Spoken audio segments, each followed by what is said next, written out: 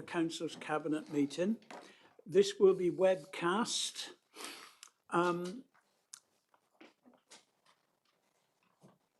To our officers online, if you need to eat your lunch and not be seen, you're quite welcome to switch your cameras off while we're doing the business, and then we can call you in when you're needed. But Ollie's definitely not had his lunch.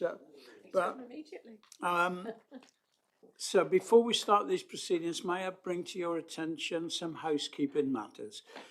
There's no expected fire alarm testing today, so if the fire alarm does sound, please follow the fire and emergency procedures and leave via the nearest fire exit.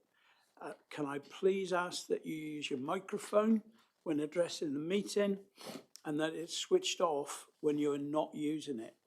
And please ensure that your mobile devices are turned to silent. I couldn't silence mine, so I've left it in the other room. We've got apologies from Councillor Hayden for today. Has anybody else got any apologies? We're all... No further apologies, Leader. Thank you, Jamie. Okay, next item is declarations of interest. Are there any declarations of interest from members on any of the items before us today? Councillor Aspinall. I probably need to disclose that my daughter actually does a session, gets paid to do a session of PT at the Life Centre. So I'm not too sure whether that's just a personal interest. Yeah, lovely. So that needs recording, Jamie. Thank you. Thank you, Mary. Thank you for that. Okay, so item 3 are the minutes of the last meeting.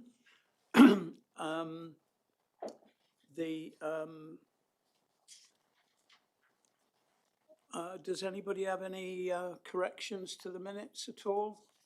I know we had to do them last time, but everybody okay? So I'm going to ask you, please, can I propose that these are a true and accurate record of the proceedings of the last meeting, please? All those in favour, please show. Most of you have agreed. Thank you. And then I move to item 4, which is questions from the public. Now, there were supposed to be 2 members of the public here, but they're not here. What we usually do is we send the replies to the... Do we need to read the question so that that's on the record or not? So you don't have to read the question. We can circulate to the public questioners outside the meeting. I think what we'll do is we'll leave it for today and we'll just send them the written answers to their questions, if that's okay. Thank you very much indeed. And now we move on, please, to item number 5, which is Chair's urgent business. Do I have any urgent business, Jamie? Thank you, Leader. No urgent business today. Thank you very much. In which case, we're going to move to item 6, which is budget scrutiny recommendations. And I'm delighted to welcome Councillor Mark Coker back to this meeting room. Mark, of course, who was a member of the Cabinet up until very recently, is now the chair of the Scrutiny Management Board, and it's in that capacity that Mark is with us today, and he's here to introduce the recommendations that Scrutiny have made, and I'll just leave the floor to you, Mark. Thank you, Leader. I'm pleased to present the Scrutiny Management Board's budget scrutiny recommendations following our sessions on the 21st, 22nd and 28th of January. The board recognised throughout the significant financial pressures facing local government nationally. This isn't a unique situation to Plymouth. Councils everywhere are dealing with demand-led pressures that outstrip funding. Our approach this year was constructive, focusing on supporting budget delivery while maintaining democratic oversight. As you know, this year we used the challenge-based approach with Cabinet members providing written briefings identifying your top 3 budget risks per portfolio.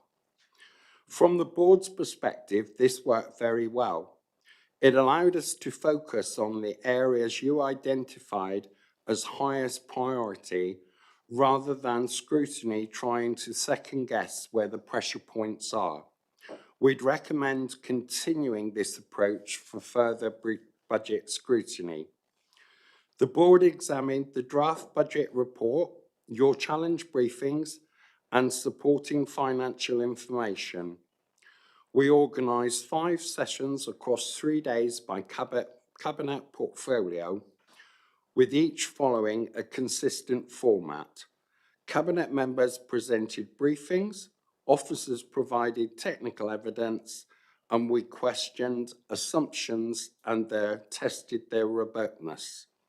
We made 15 informal requests during sessions on specific issues, and the responses came back for our wash-up session on the 28th of January, allowing us to finalise recommendations on complete information.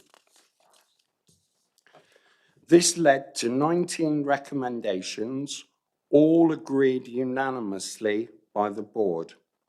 Every recommendation tries to respond directly to challenges you have set out in your briefing or risk we have identified through questioning. The recommendations cover children's social service and the DSG deficit, agency spend, transport connectivity, partnership working, and financial oversight. They're designed to support you in budget delivery and risk management. Many can be delivered through existing monitoring arrangements.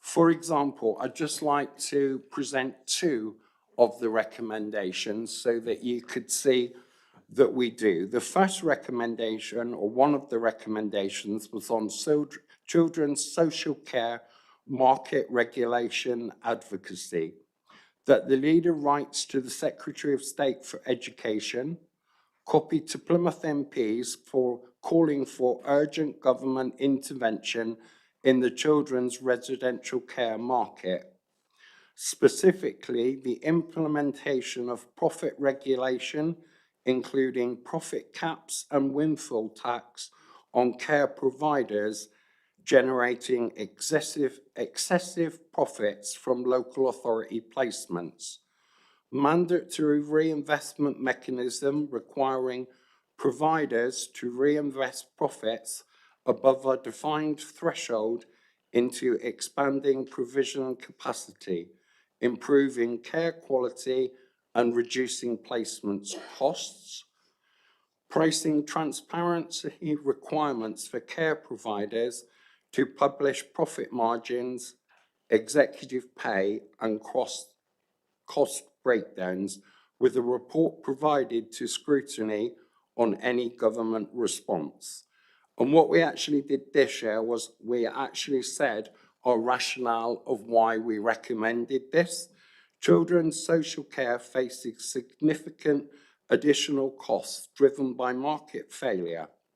Plymouth is paying up to 25k a week for single unregistered placements and 20.5 million annually on independent special schools.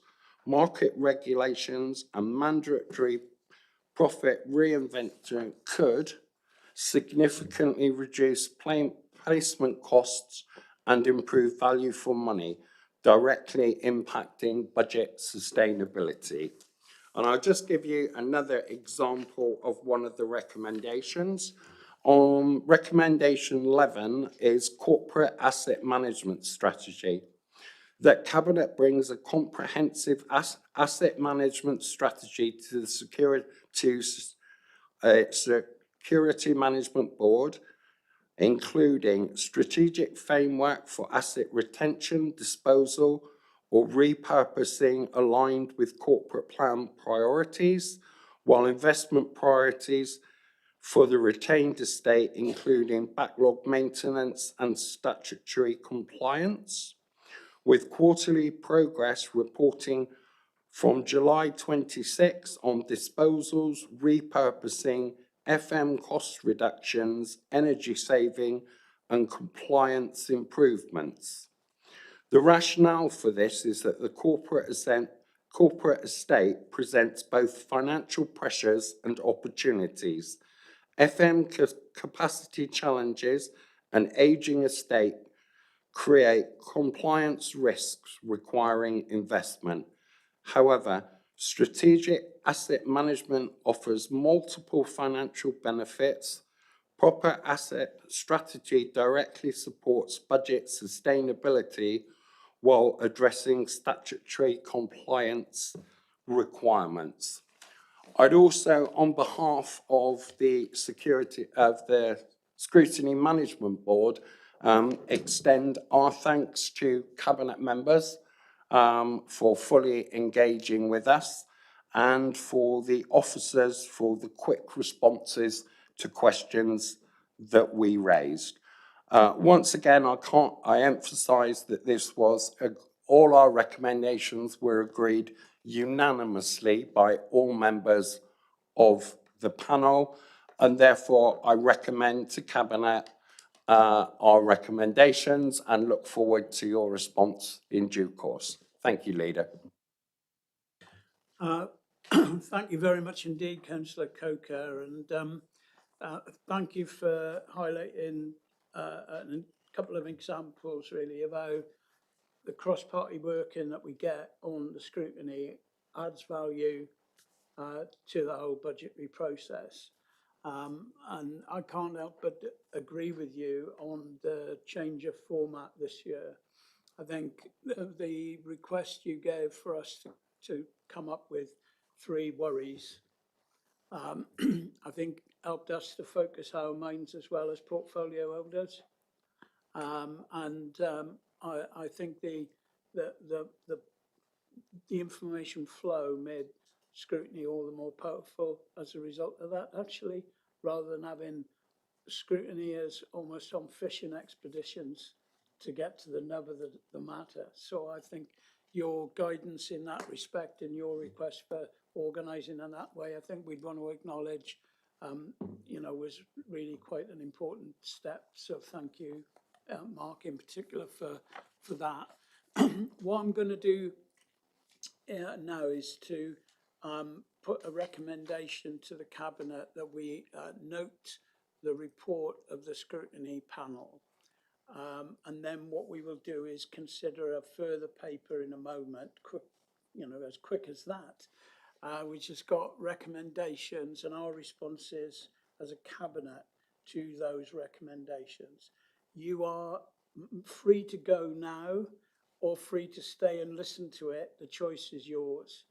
But thank you for your attendance today, and in particular, we thank the Scrutiny Committee, and we'll formally do that in a minute at the next item. So can I see all those in favour of noting the budgetary scrutiny recommendations, please? Thank you very much indeed. So I will now move on to item 7, which is the Cabinet response to the budget scrutiny recommendations.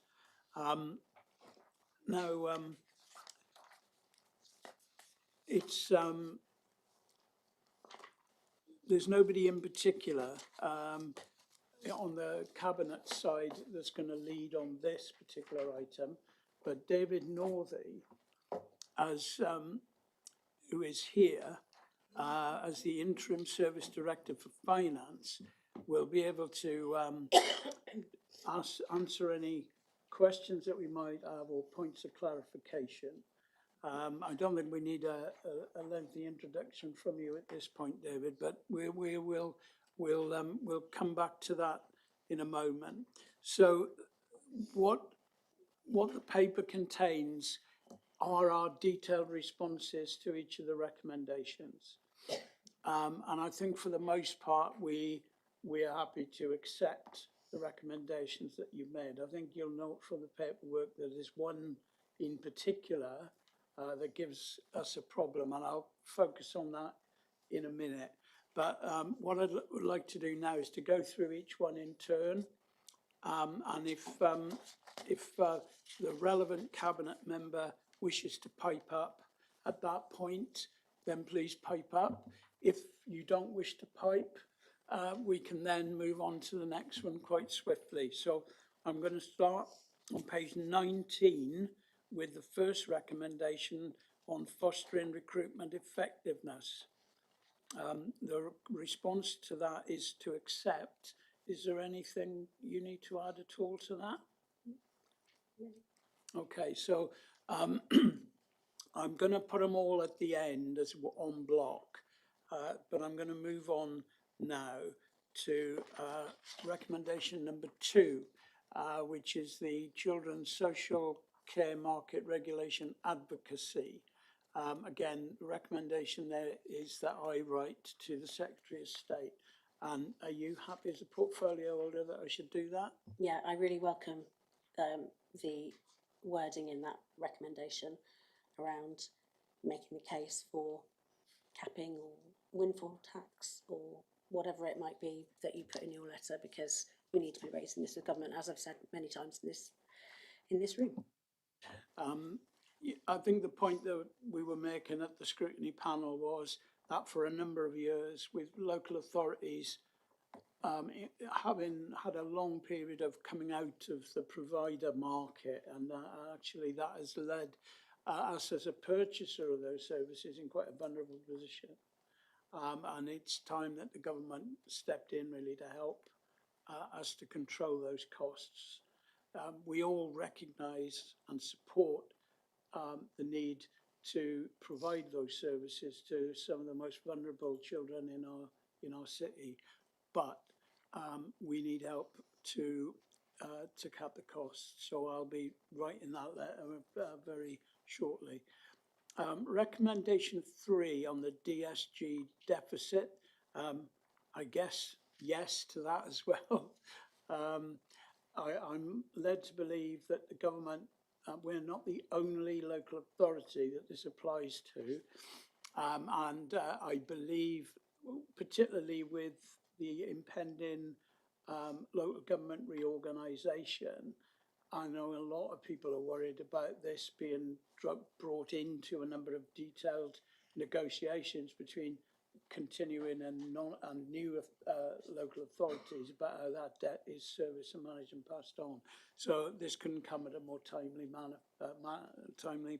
time for us. Thank you, Mark. So I think we're agreeing on that. And then we go to the SEND Sufficiency Strategy Review. There's a recommendation there. I presume everything's okay with you on that one, Councillor Cresswell? Oh, sorry. Very happy with that, as the previous one as well. Yes, yes. Yeah. Thank Very you. much so. And then the recommendation 5, EHCP language in the budget documentation. We were told that that could have been amended straight away, so that's no problem. But language is really important in these things. Indeed.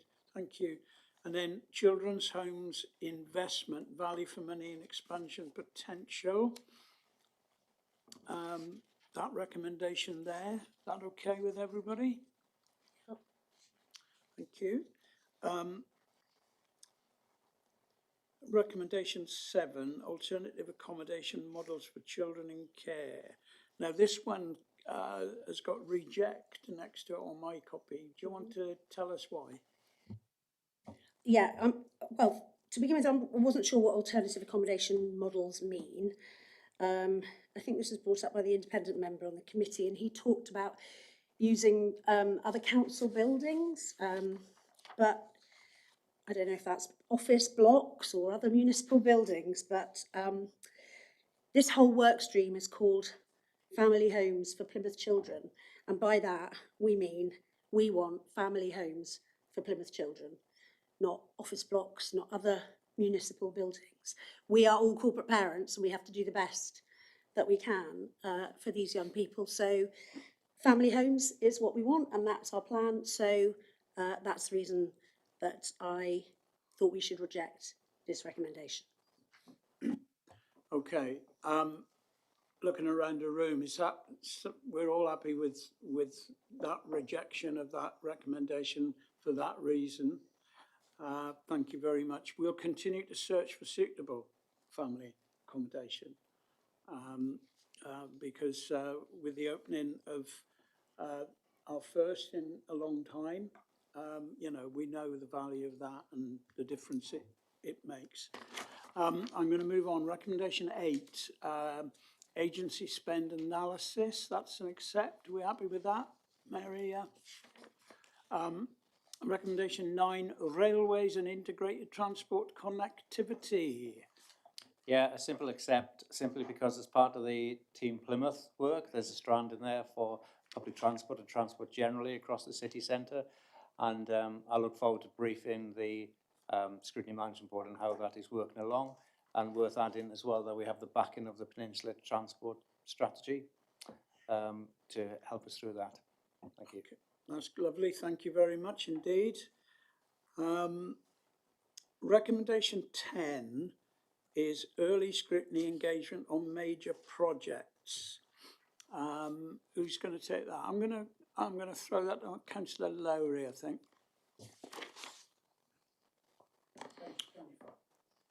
Yeah, I'm very happy to accept that. I mean, I think I made the point in the meeting that particularly when the Civic, that is a large project and one that's very visible to everybody, that I would welcome the oversight of the Budget Scrutiny Committee and other committees in engaging with Cabinet on this item and other large projects. Thank you very much. Recommendation 11, corporate asset management strategy. Chris? Yeah, I think we've accepted it. I just wanted to put a little bit of clarification in our response, because the strategy is going to be really high level. It's going to be about key principles. It's not going to get into the nitty gritty.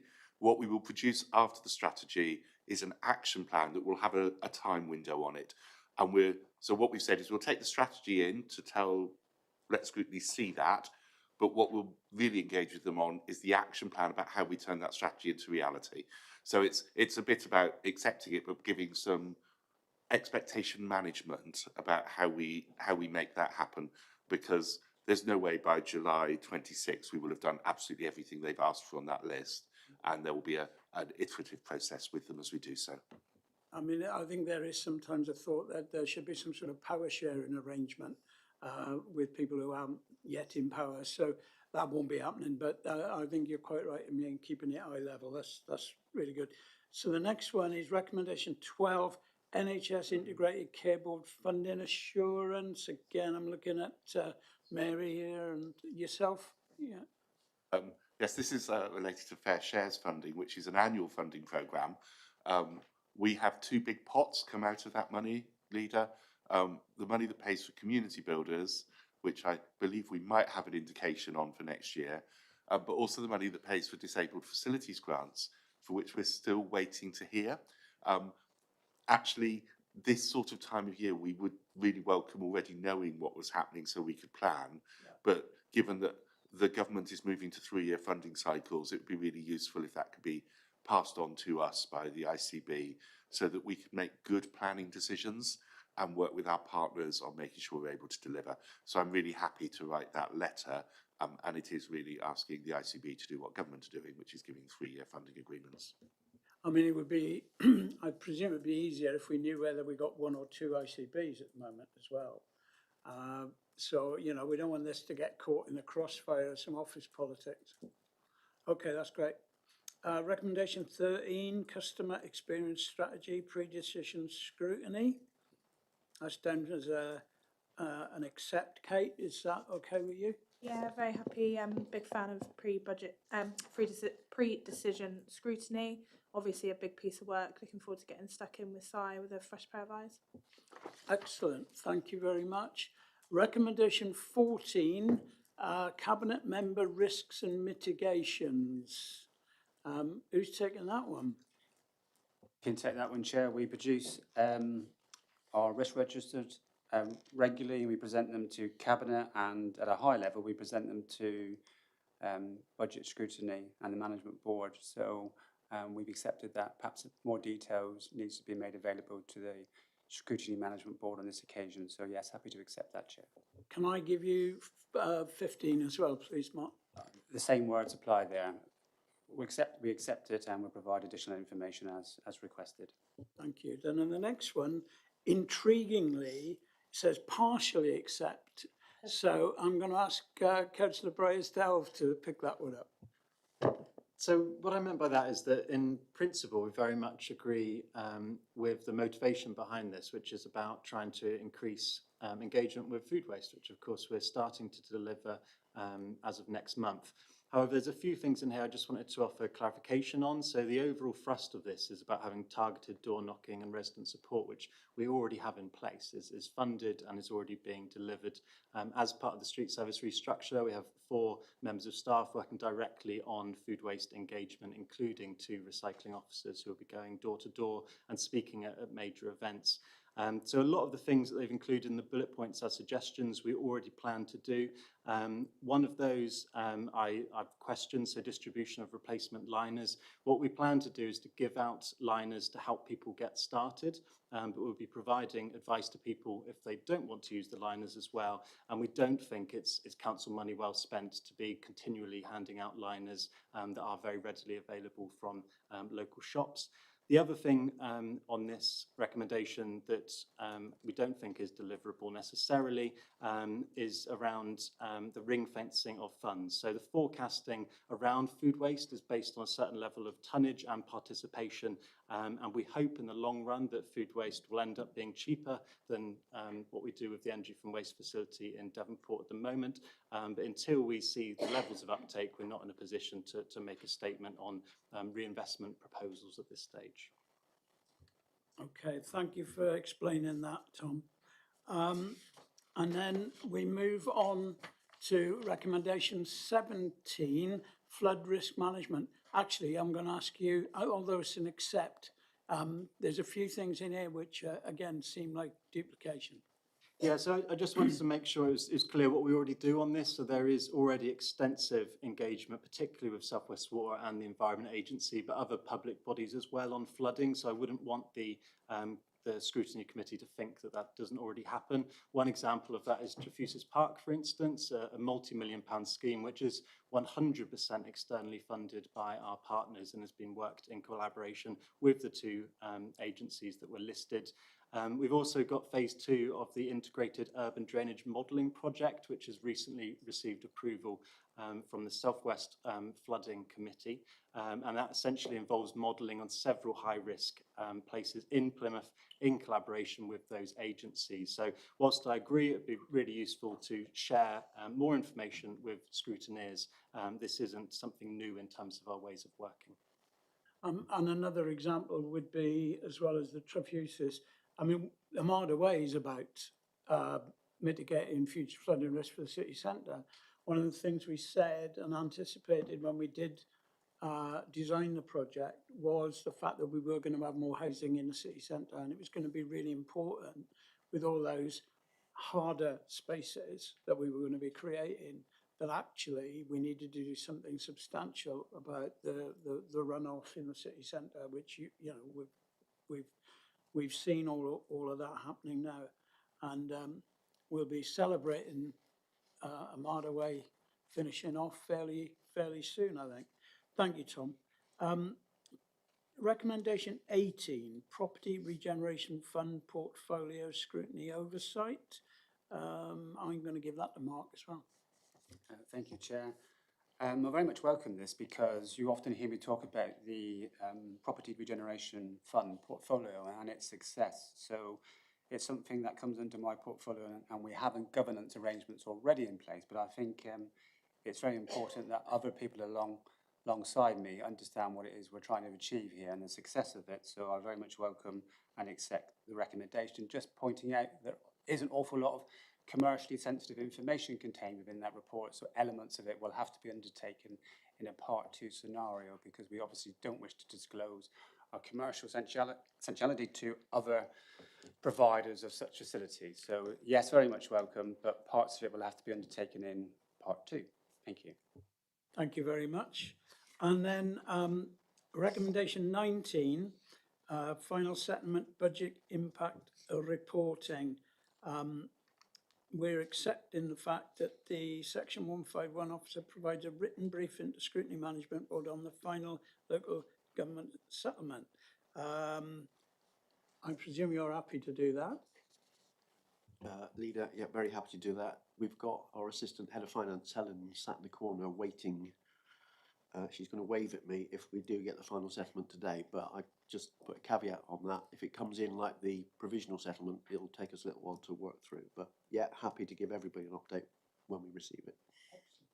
Okay, thank you very much indeed. And of course, we are expecting, and David said, any moment now. We'll certainly need it before we settle the budget in a couple of weeks' time. And I mean, things have been a little later than usual. And whilst we're very happy already with the news we've already had about some of the uplifting, but next, and of course, what we have also now got is a 3-year funding settlement. So it's not going to be as fundamental to us to wait by the telephone or the computer next year, because we've already got a big hint about what will be happening. But thank you for that. So those are the recommendations and our responses to them. I've got some recommendations now to move, which is that we approve the responses to the budget scrutiny recommendations as laid out in Appendix A, which we've just been through. And then, as I said, we would like to thank Scrutiny Management Board for the budget scrutiny that they undertook. So are we happy with those recommendations? Let me see you then. All those in favour, please show. Thank you very much indeed. Once again, Mark, thank you so much for all your efforts this year and to your members on the panels. Thank you. Thank you. Okay, so the next time, well, we're going to talk about the budget again in a moment, because we're moving now to item 8 on the agenda, the proposed revenue and capital budget for 26-27. Helen, do you want to sit at the table rather than tucked away in the corner there? You know, it may be better if we can see you. We may not ask you anything, but just in case we do. So David is here, Tracy is here, Helen's here, but I'm going to start, please, with Councillor Lowry. Thank you, Chair. So item 8 starts on page 33 and continues to page 305.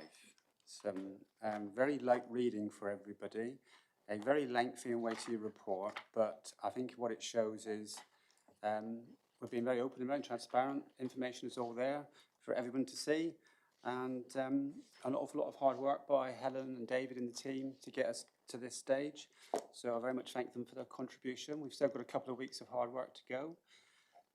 But I will try to take you through a summary version of those 270 odd pages. It also includes our revenue and capital. It includes an indicative council tax showing the proposed Plymouth City Council elements, but we are still awaiting the fire precept, which once we receive that, that will form part of the final council decision in later February. It also refers to the budget engagement which has been undertaken with the public and the private sector. It now includes our strategy for capital, our treasury management and our capital receipts. It also includes a full disclosure of all the fees and charges for the next year, and it also includes the Tamar Bridge and Tor Point Ferry budget. So there's a lot of information contained within those 270 pages. We've been asking for a 3-year settlement. You referred to that, and we've got that, which is great news. It enables us to plan much more sensibly going forward because we know what we're getting for the next 3 years financially, so we can work with our officers and plan their budgets and plan their departmental spends going forward. So that's great news. We've also seen £73 million of grants that were previously one-offs, now been included in our core funding. Can't get that word out at the moment. Consolidated into our core funding.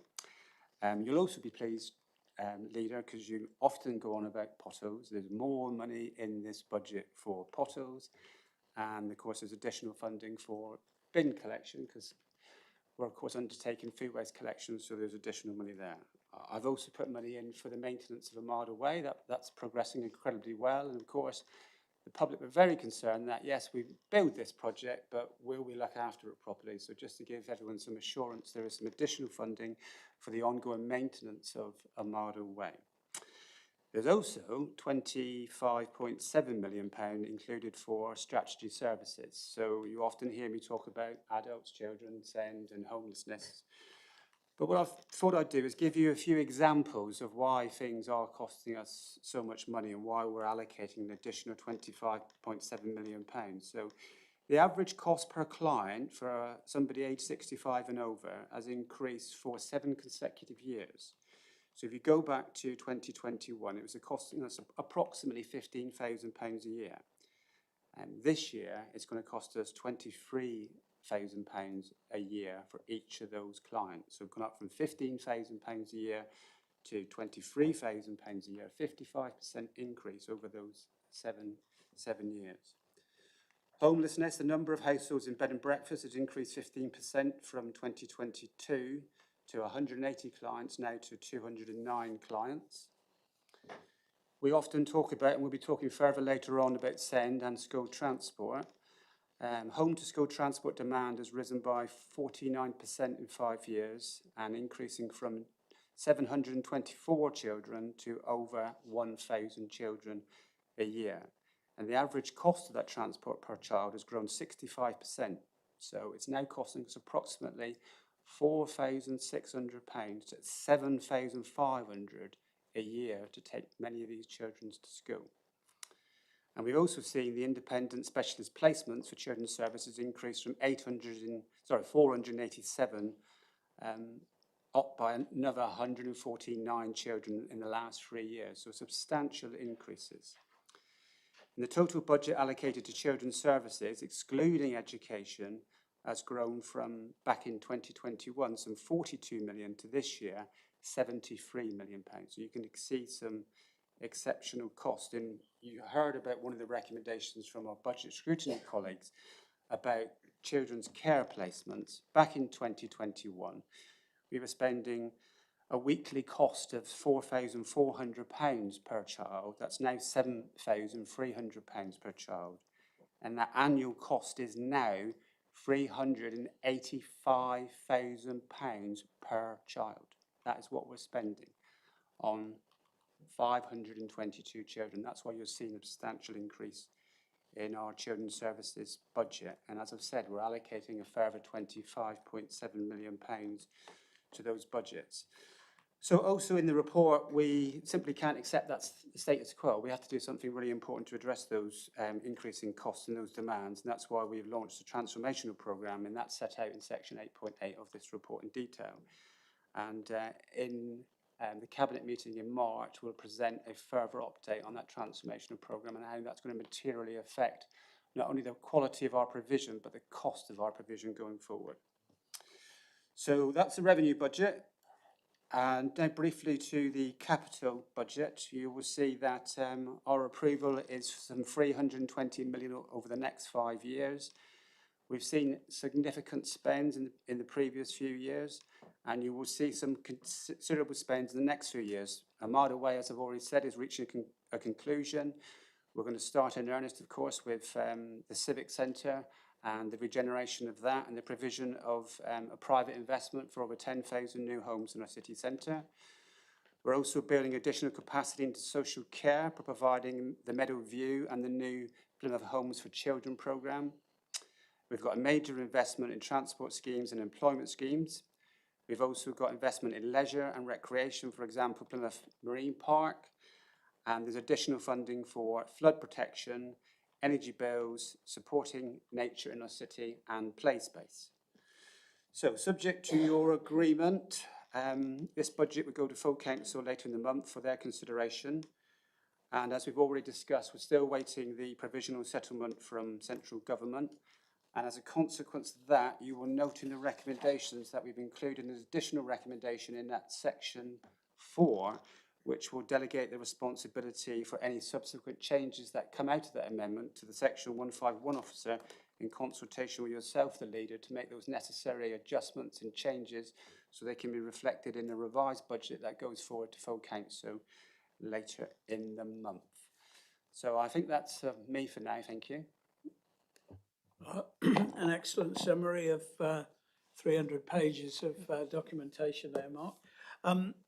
David, I wondered if I might ask you and Helen about this business. I mean, all the time you guys been with us, we've had annual budgets with annual settlements.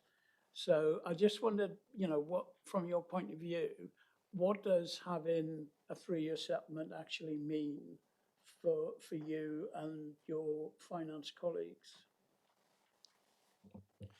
Thank you, Leader. We've been campaigning as a sector for longer funding envelopes, so we finally got there. It's taken us about 10 years. What does it mean? It means that when you look at the MTFP for the next 5 years, 3 of those we now know what numbers are coming towards us, rather than relying on finance to put their best estimates and listen to what's happening around the country. So that gives us stability. It also gives us a chance now to start planning for the future, so we can see where we are going. So I think it's made it a much easier job for myself and finance to talk to Cabinet and CMT colleagues about. It shows now the size of the issues that we're facing, and we can start addressing them without always thinking, but next year there might be some more money coming. We now know the quantum. It's our job to make sure that we can live within that. Yeah, thank you very much. And can I just add my thanks to Cabinet and also scrutiny for all the work that's been done, and particularly to our finance colleagues. The point that David's making about understanding and more certainty over the next 3 years is really important. But it's also a bit of a two-edged sword, because now we know what the numbers are, and therefore we have got to fix the budget gap. And clearly the budget this year is showing, and it's a very sobering equation that we are trying to pull off in terms of making sure that your priorities and the priorities of the people of this city are met, whilst also living within the financial means, and that's no mean feat. And of course it builds on many years where that equation has been negative for us, and so saving after saving have had to come forward, the difficult decisions that you've had to make year on year to get us to this point. But as leader, you will often say, and Councillor Lowry, you'll say, councils have to balance their budget every single year. There's no option for us, but also the opportunity for us to now think over that 3 years in a sobering way about the gap that's there, and the medium-term financial plan that you have shows you what that gap will mean, is that there is a lot more for us to do.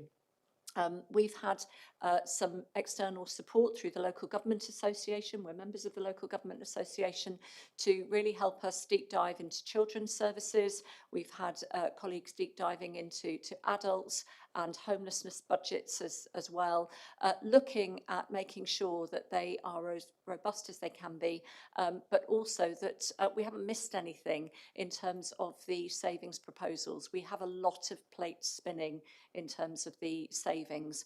And when you look at the medium-term financial plan, and Councillor Lowry again has alluded to it, we'll be bringing you forward more detail next month of the detail around the transformation change programmes, many of which are underway. So we're not standing from a standing start. The Loving Homes for Plymouth Children work is underway. It's great to have taken the keys on our first our first home. The work that we're doing on reablement in adult social care is underway, making sure that we've got more temporary accommodation. So those work streams will come forward. The section on the medium-term financial plan sets that out. But what we know is that we are going to have to look at every single part of the council, as well as those areas where is the biggest demand.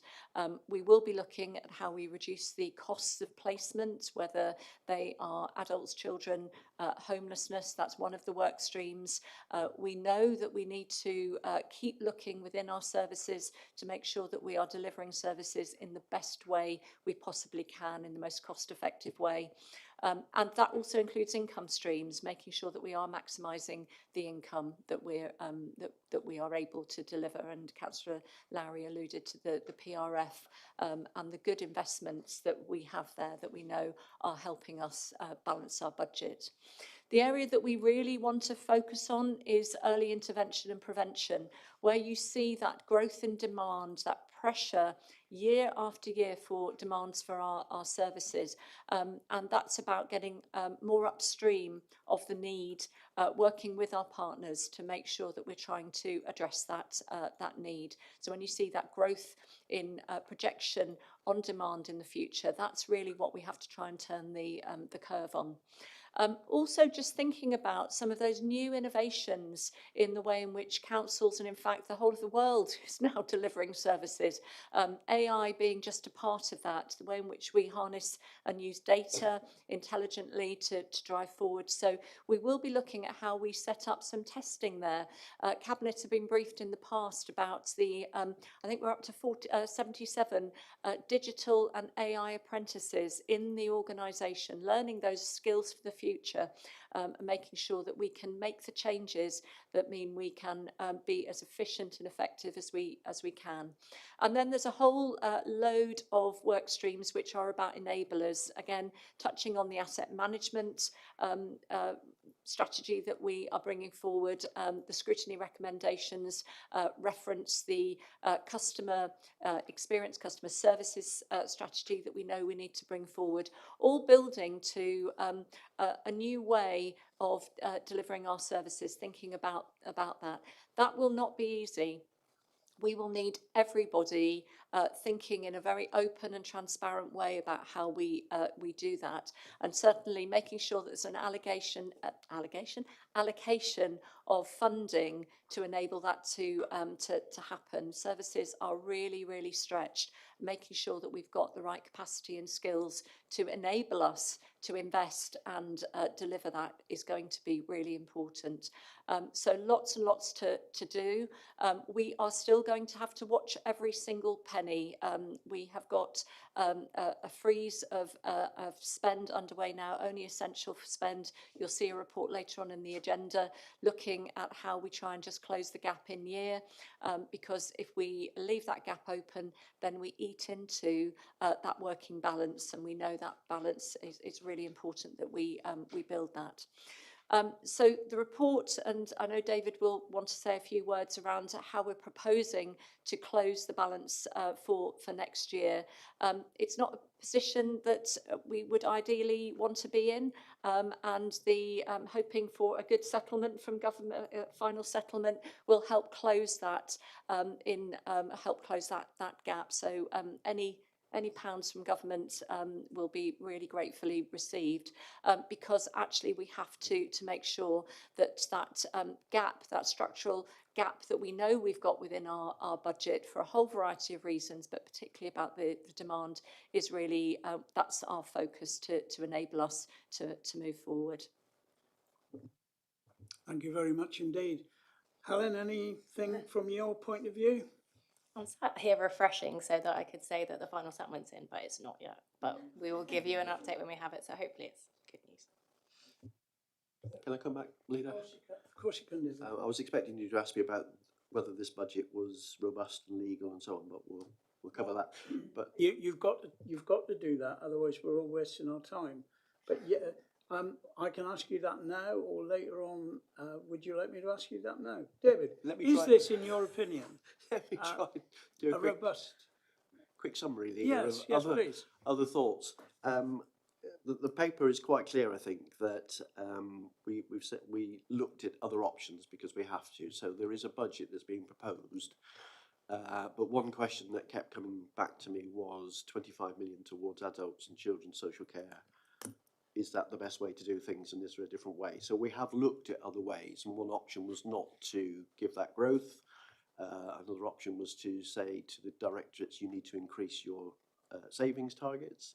But each of those I took away because it needs to be built on firm foundations. Otherwise, all we're doing is setting a problem as we enter into next year and monitoring. So, but the report lays that out.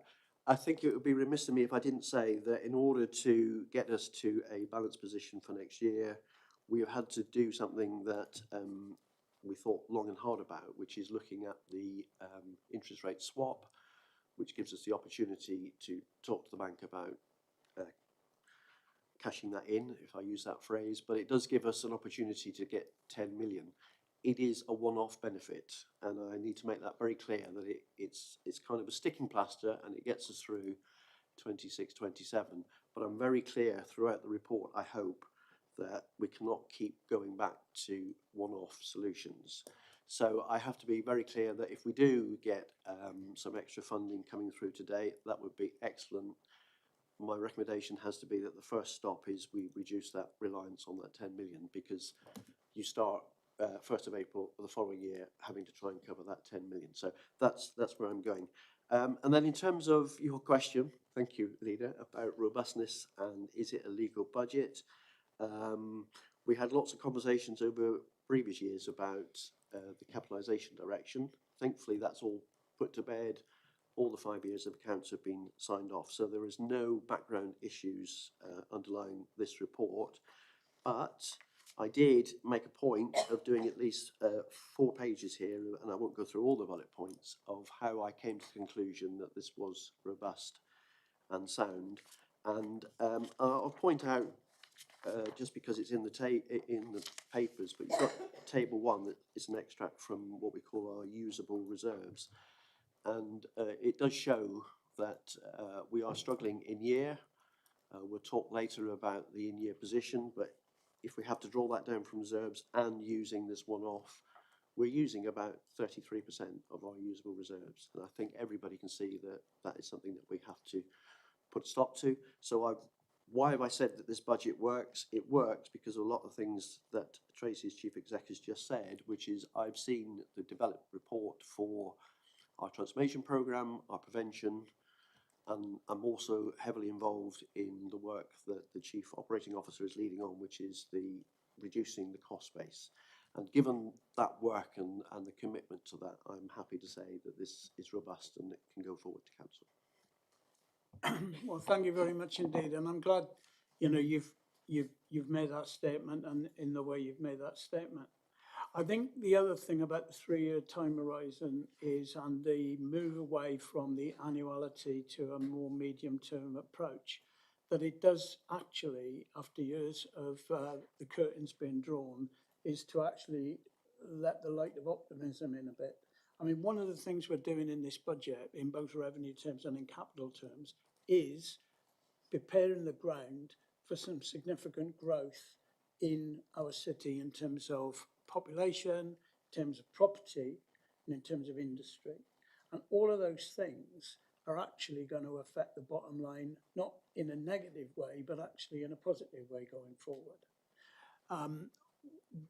It's not that long ago, I would imagine it was pre-COVID, that the council had a strategy of active growth, but building that growth in, not just as a social measure, but as a financial measure as well.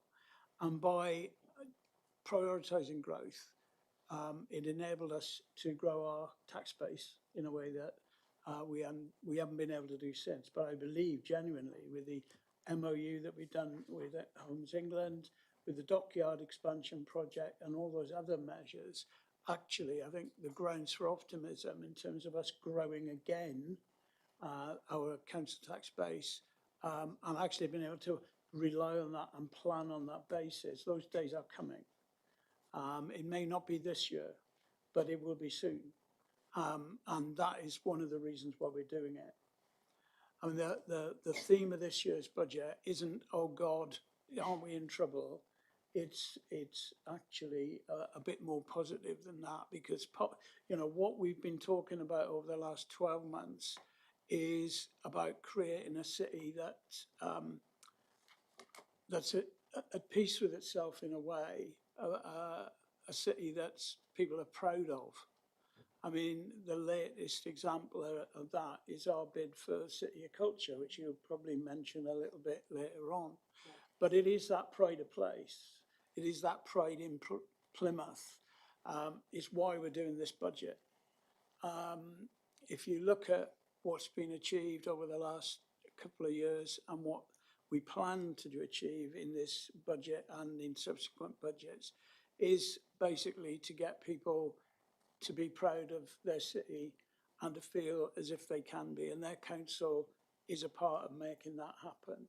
So the projects like Armada Way are about us being proud of our city centre.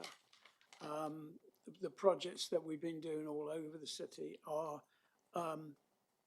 tapping into the civic pride that we've got. We know that Plymothians are really proud of the place they live. They'll know they'll defend it to the hilt. And we want to play our part. And that's what our budget will be about when we propose it to the council in a few weeks' time. So Mark hinted that there's some good news lurking in these 300 pages. And I wondered if I could start by asking Councillor Brysdale, Tom, if you could perhaps pick a few nuggets out of this for us. Thank you. Yeah, I'm really pleased in the last few years by the way in which in-street services have been able to target intervention on areas that communities really want to see improvement in, drastically reducing the number of complaints about grass cutting, for instance, really reducing the huge backlog that we inherited as a new administration of high-risk tree cases as well, which is hugely important in terms of health and safety. But I'm very conscious of a line that we pledged in our manifesto previously, to make our city the best place to grow up in. And I know that's something that we do in various portfolios, Jemima, Sally's, but across the cabinet. And one of the bits where I've seen as a real priority for me has been around play. And as a dad of young children, I've seen ways in which our play infrastructure could be better. And I'm really pleased that the Cabinet has made the decision to double the revenue spend for play maintenance in 1 year, really significant uplift, which will not just make sure that our existing play equipment is safe, but we can make sure it's fun too.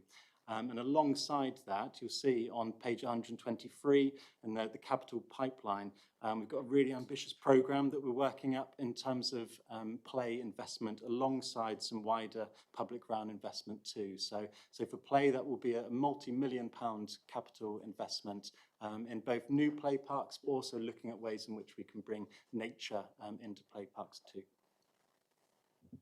I mean, you said to us before the meeting started, you had a 80% reduction in complaints about grass cutting.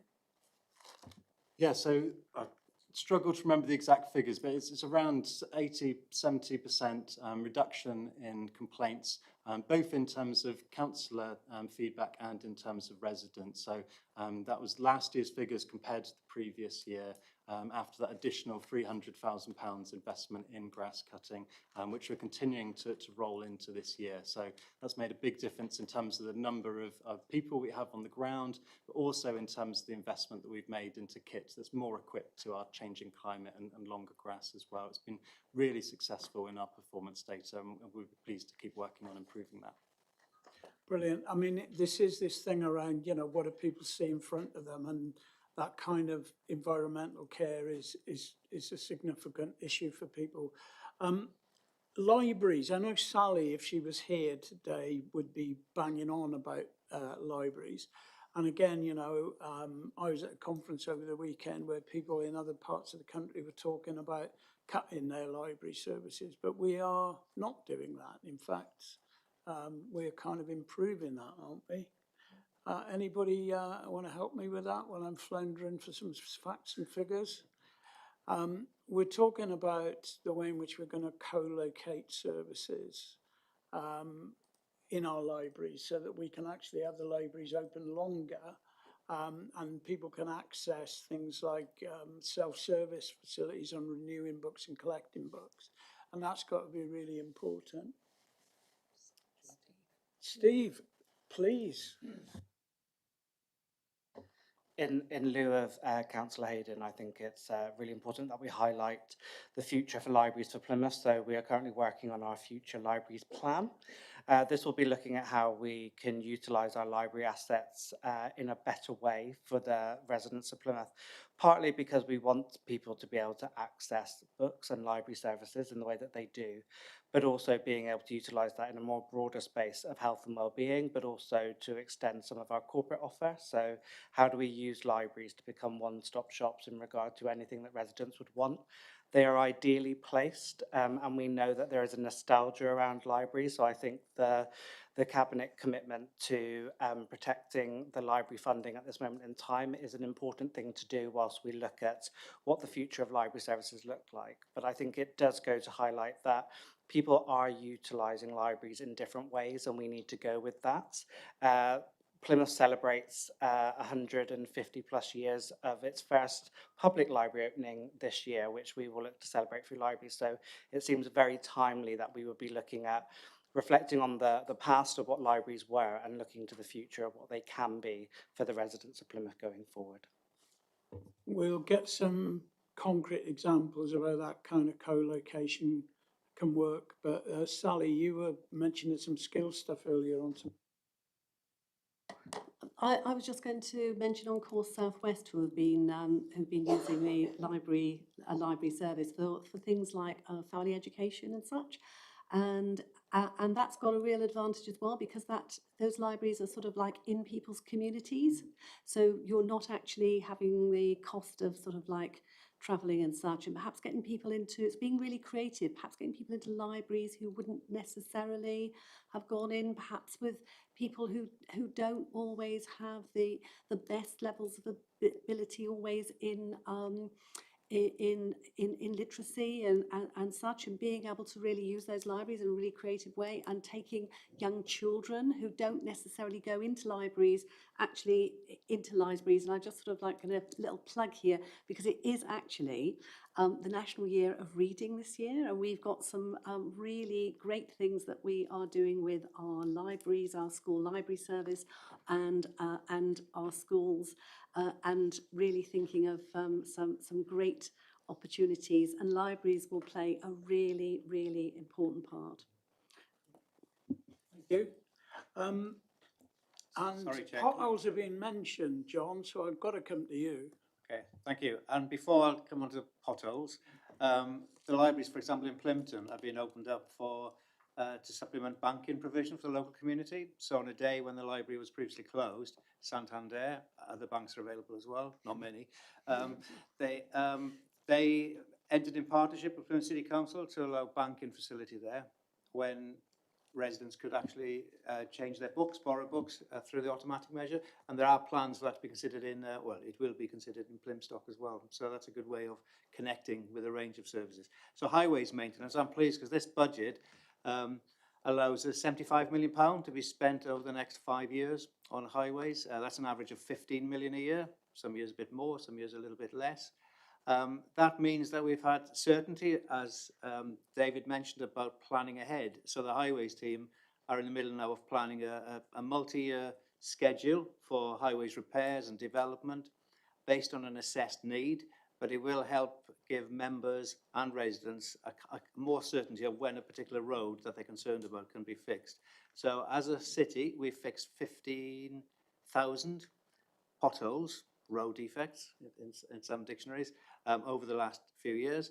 Technology is changing all the time, so we've got a very proactive highways team who engage across the country, learn from best practice, as others learn from Plymouth as well, to repair roads, not just one pothole at a time and so on, but over a wider bit of time, space, but also to focus on the government target, which we always meet, of 75% proactive, 25% reactive repairs. It takes time. We've got a busy city, but we're getting there, and we're really grateful for this multi-year And there's funding. money in there for fixing the gullies as well. Which And the we keep gullies. going on about, yes. Yeah. And the gullies. Yeah, the gullies. Now, gullies is a weird thing because most people don't call them gullies. It's only transport engineers and portfolio holders call them gullies. So these are what people normally call drains, right? These are the things by the curb with the slats in that the water goes down, and sometimes the leaves go down there as well. We mean those, don't we? You do, and we do. But also, once the water goes down, that's not the end of the difficulty, because beneath the gully, the drains, obviously, and the sewers, which South West Water in our case, and the Environmental Agency have a duty of care as well. So it's not simply as if we've got a flood or a higher level of water here than we normally have. It's not just Plymouth City Council responsibility, it's a multi-agency one, and it's vital in the future that we move forward and understand each other's responsibility to fix prolonged problems. Okay, that's lovely. I mean, planned maintenance is great, and it's really important because it's actually more cost effective in the long run. But we have got a lot of roads in Plymouth, and they work very hard. We provide 116,000 jobs for the region, so we got a lot of people who not only live in Plymouth, but a lot of people who don't and come in for work. So our roads work a lot harder than a lot of places. They do, and also the government's formula funding for roads isn't always in our favour, because for urban areas where you get funding based, as all areas, you get funding based on mileage. So if you live in a large rural authority where there are roads, but they're not necessarily busy and often travelled on at times, you get funding per mile. So we are looking at how we can actually lobby for a change in that, because I'm sure we're not the only authority that bears that burden of disproportionate, less money, but busier roads.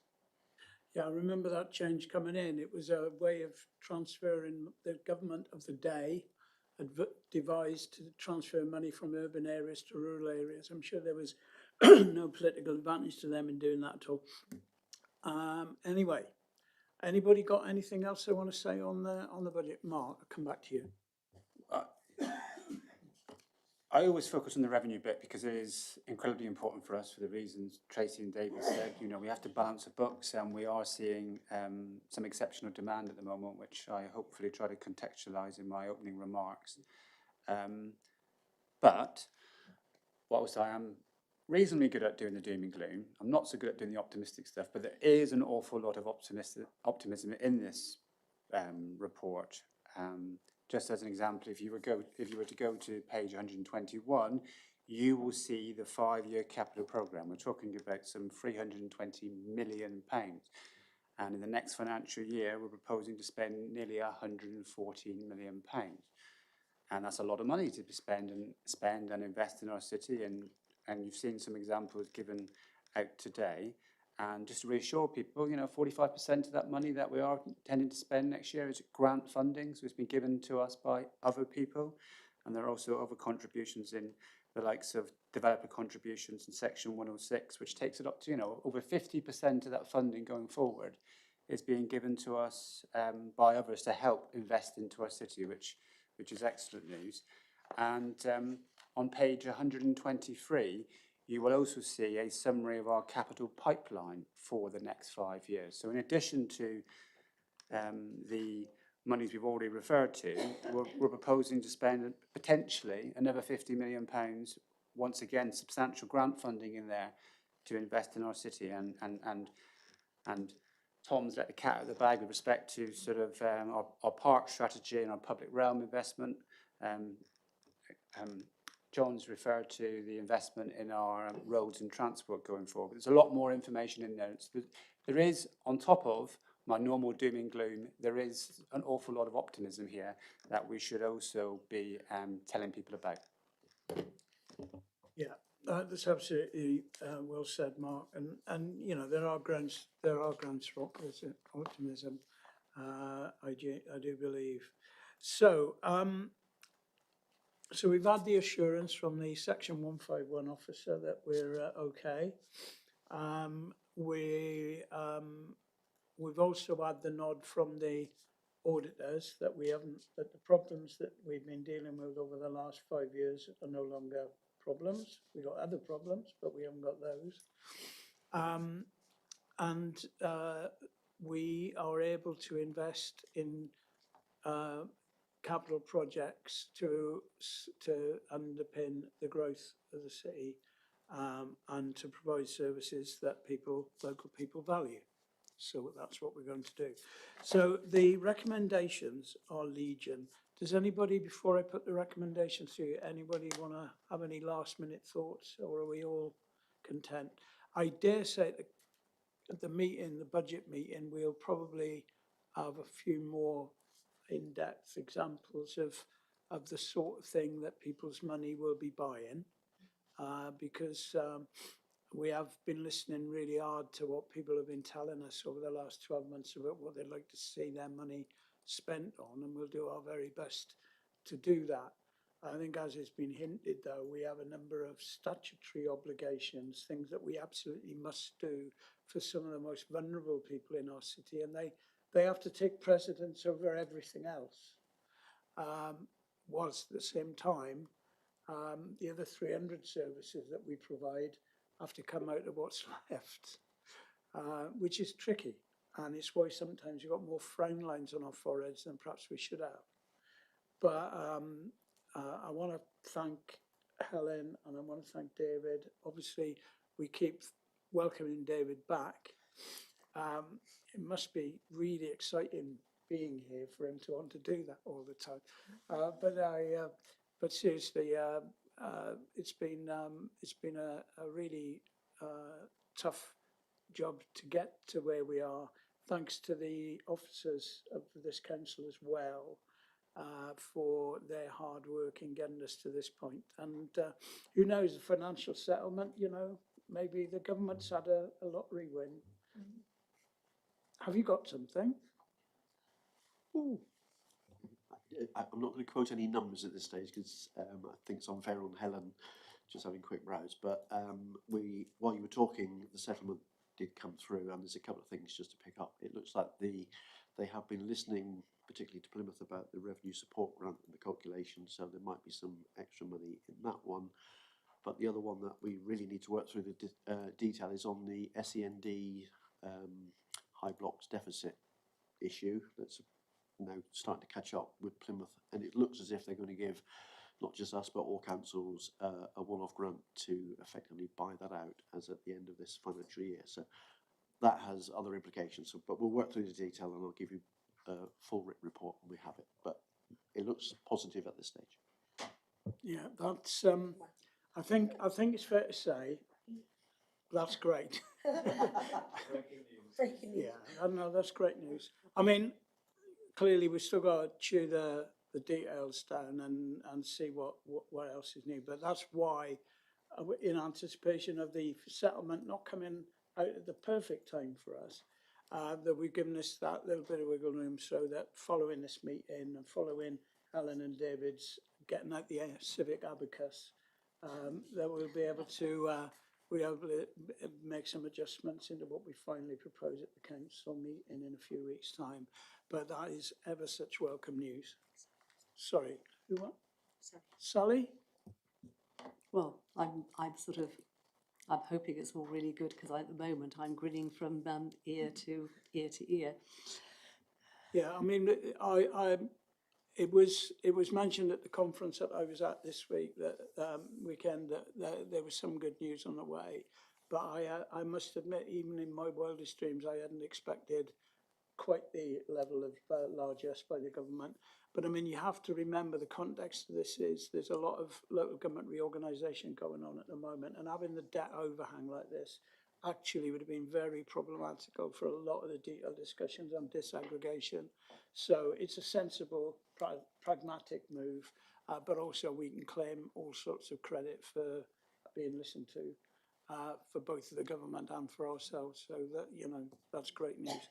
Okay, so the recommendations then, of which there are quite a few, are on page 34 of the report. There are 7 of them altogether, though some of them have subsections, so it's probably more than 7, isn't it?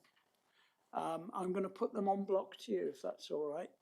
So could I see all those in favour of the recommendations, please show? Thank you. That's great. It's carried unanimously. Thank you very much, and we'll do the usual thanks at the budget meeting in a few weeks' time. So I'm going to move on. We are now going to move on to item, I think it's number 9, is that right? And at this point, we're going to go and get the Chief Executive of Plymouth Active Ledger in. Is Rhys around? Marvellous. Is he going to run in or?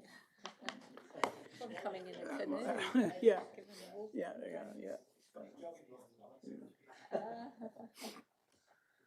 All right. Please, Rhys, they've got a nameplate for you there, mate. So, Steve obviously is here as well as our officer lead on this, and Rhys, the Chief Executive of Plymouth Active Leisure, is here as well. Have I got anybody else? Kerry's here. Do you want to join us as well, Kerry? They haven't given you a nameplate. I'm sorry about it. I don't know why. I'm sure they brought one in. There we are. Thank you. So Kerry Morton's here as well. He's our lead accountancy manager. So we're all here. And I'm going to ask Kate Taylor, please, the portfolio holder for Plymouth Active Leisure, amongst other things, to lead on. Thank you, Leader. The first opportunity that I've had to bring a cabinet report in the new portfolio, so I just firstly want to express my thanks to officers for all of the work that's gone into this report and its contents, which reflects the needs and priorities of our communities. And my personal thanks to, in particular, to Liz Slater, to Professor Steve Madden, to David Draffen and to Rhys, who have taken me through these plans at great lengths and answered an awful lot of questions for me as I've gotten up to speed. Since the start of January, when I took this portfolio on, I've spent a lot of time with council officers and with the team at PAL to really get under the skin of this, learn about the service, but more importantly, look ahead to where it may go next. And I've listened to the ideas and the ambitions and all of the opportunities that PAL believe can make a real difference to people's health and their confidence and their well-being across the city. And this proposal today reflects that real ambition, whilst recognising the huge contribution that PAL has already made to our city, despite the setbacks, including the impact of the COVID-19 pandemic.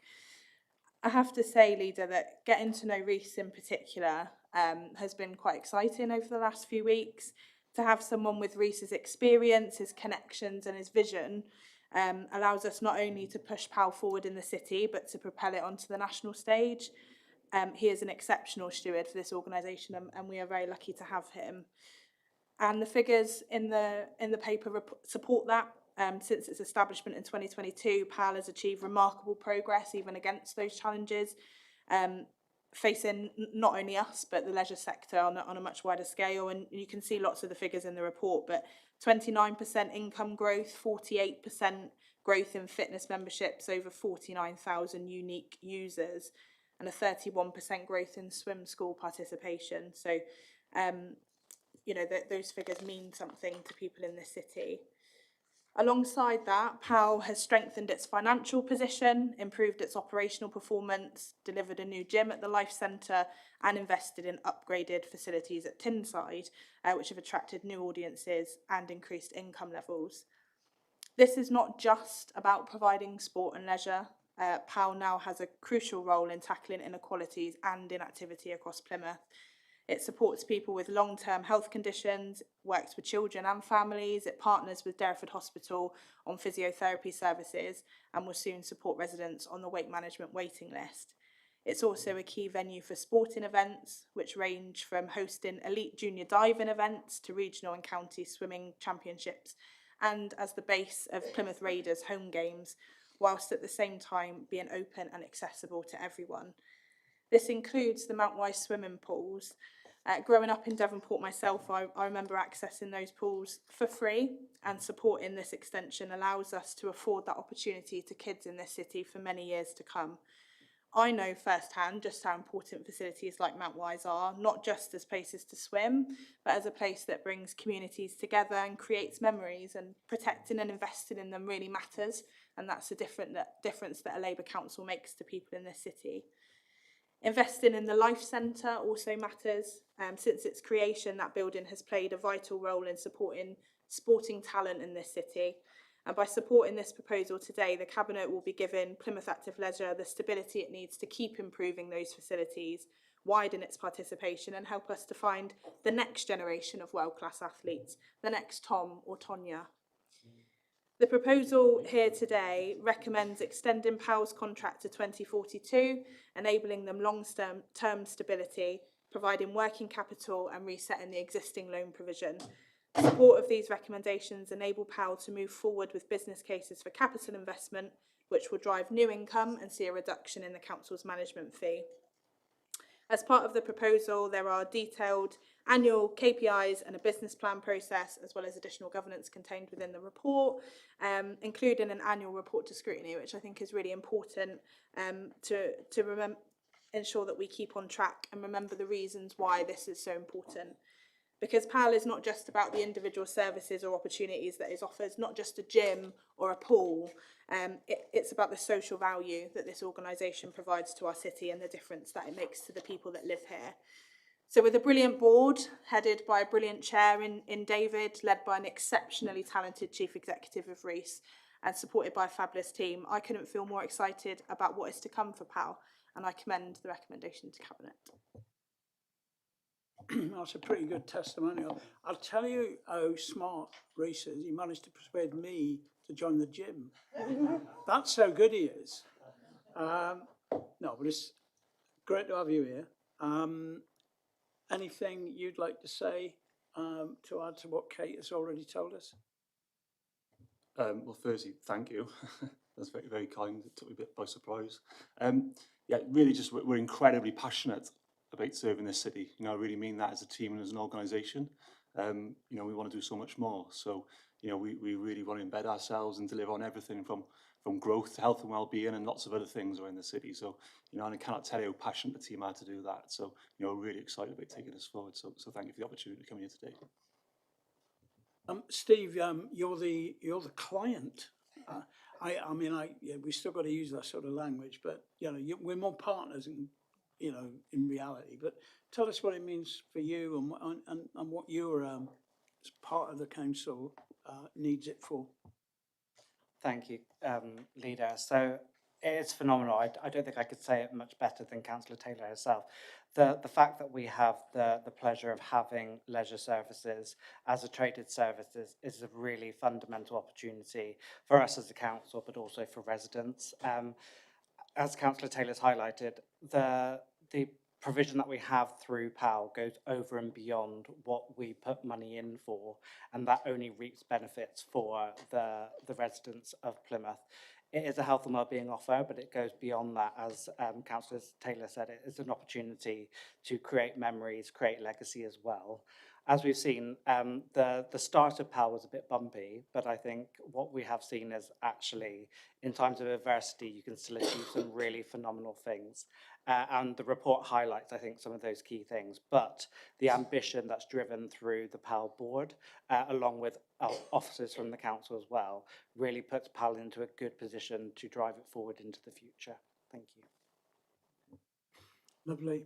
Well, I wouldn't knock the swimming and stuff. I mean, I know from my own family that, you know, that swimming pool up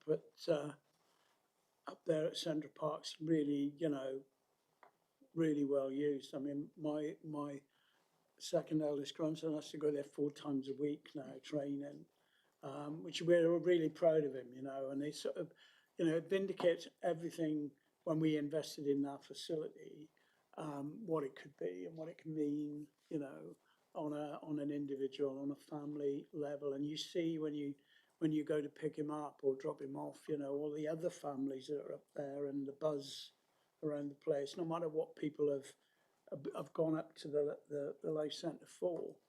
But of course, what you do is, like you're saying, it's not just about the Life Centre, it's not just about Tinside, it's not just about the facilities themselves, important though they are, but it's about the attitude of mind, and it's about the well-being side of the equation, which is so important, isn't it? And you know, the sums of money on our little recommendation here sound a lot, but in terms of what you're actually going to be delivering for the citizens of Plymouth, it's next to nothing.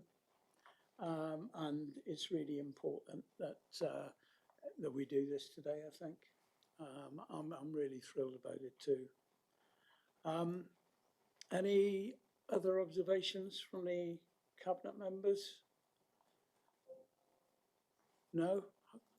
Oh, anybody want?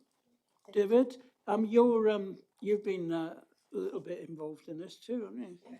Yeah, Chair of the board. Do you have to declare an interest as chair of the board? I suppose I am here as the chair of the board. No, you're not voting, so you don't have to declare an interest. I suppose I just wanted to, obviously the council's making its own decision about contracts, but just say a bit about the PAL, the culture and the way we've been doing it. And I think the vision and ambition that's in this plan, from my perspective, I think is phenomenal. And working with Steve and you've heard the cabinet members and Reece, just to get your head in the man, there's 1 million visitors go through the Life Centre per annum. And if you think about, you know, the box we're very proud of is 300,000 is where we're hoping to get this year. It just gives you a sense of the scale and importance of that. We've spent a lot of time on governance and assurance, which I think is obviously incredibly important. And just to talk about the team, the brilliant team. So we've got Reece, we've got some new members as well in Steph, Helen, Chloe, and then those who've been there already in Liz and Julian.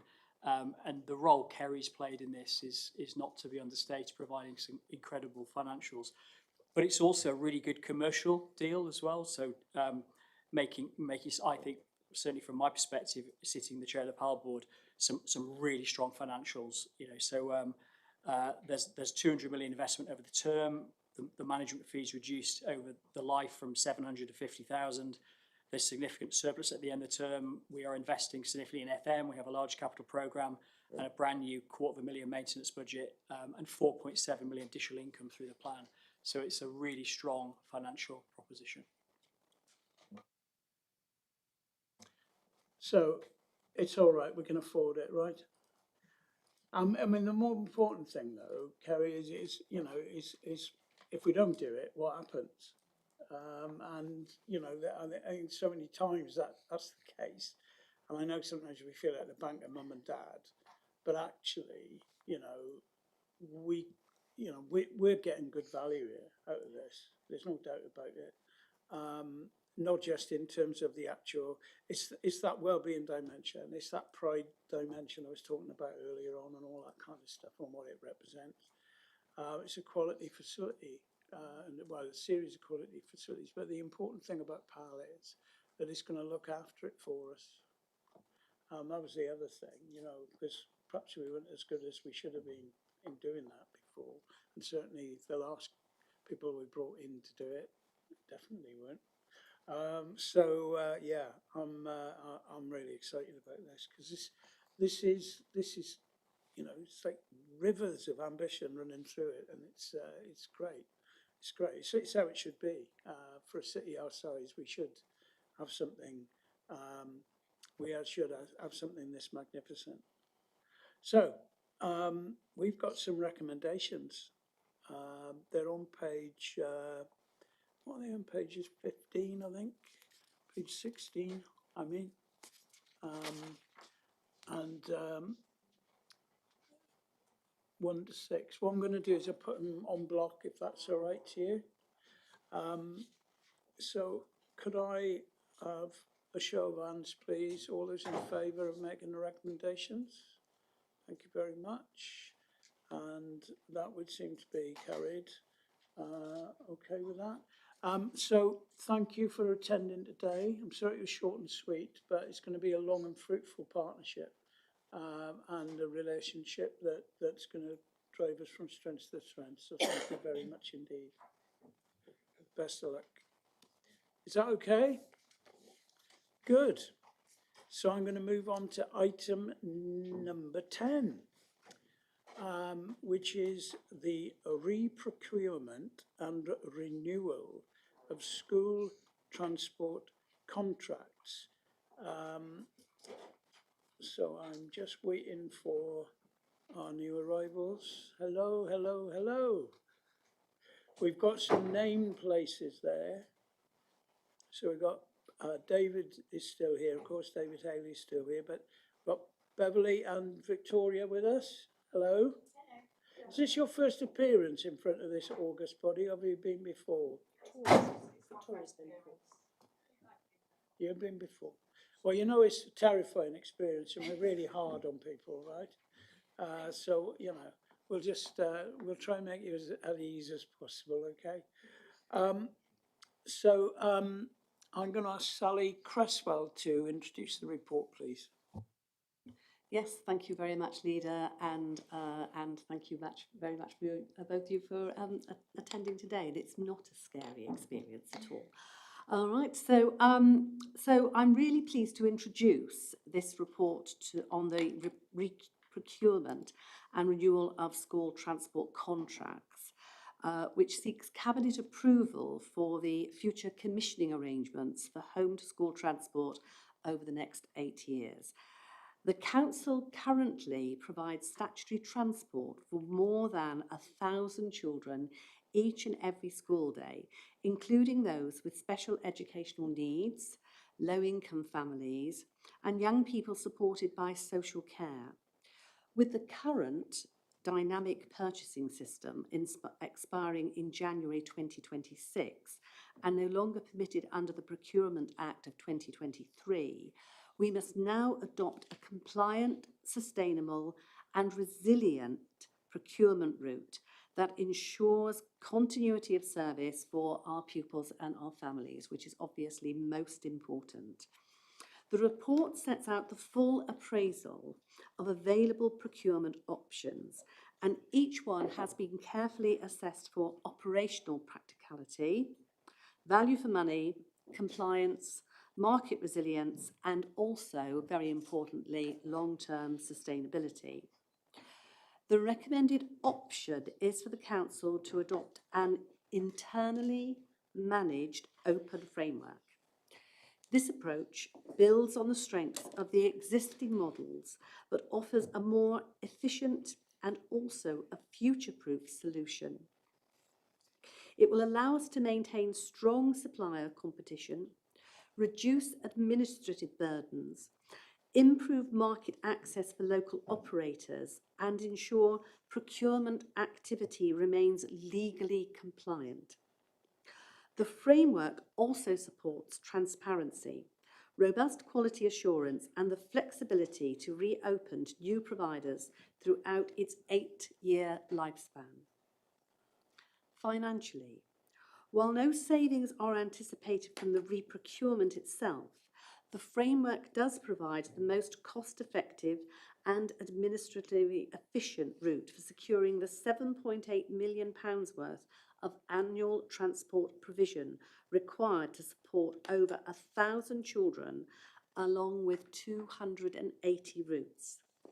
The report also highlights the risks, including market volatility and rising demand, and we've talked a lot about rising demand in many of these meetings before, and sets out how these will be managed through strong governance, contract oversight, and provider engagement. Environmental, legal, and equality implications have been fully considered.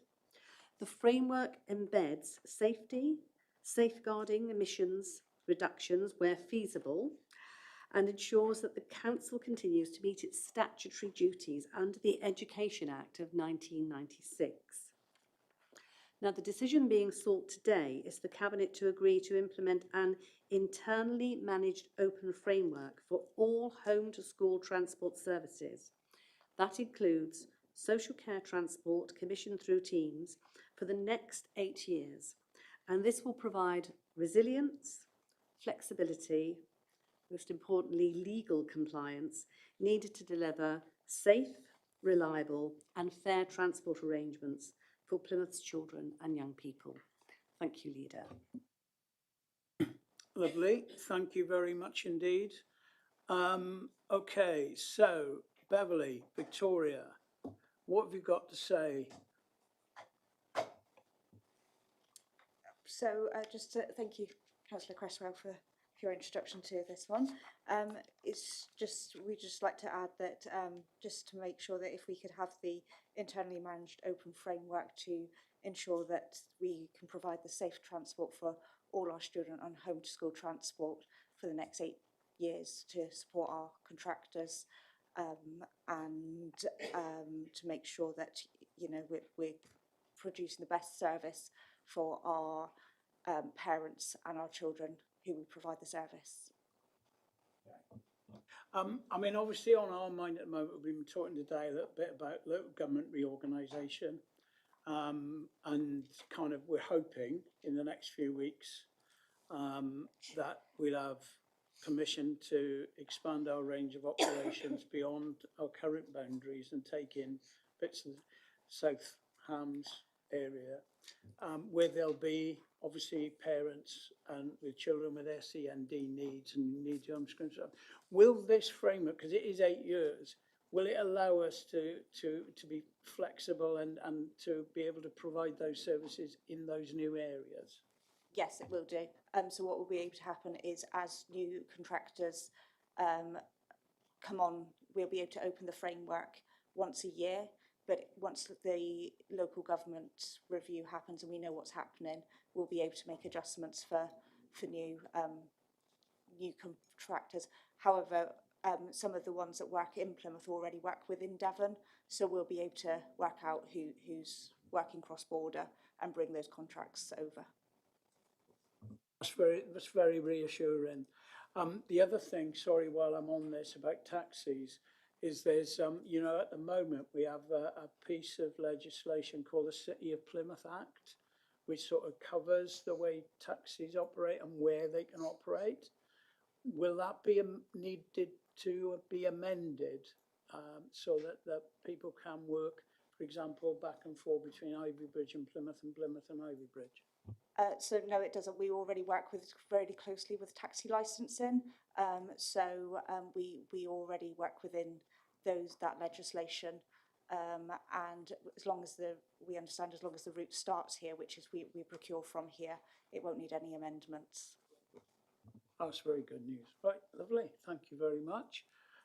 Congratulations, by the way. I'm told you've done a hell of a lot on that children's own work. So we've got to say, honestly, Victoria, thank you so much for that because, you know, we're really very excited about where that's going to lead now over the next few years. We want more of that.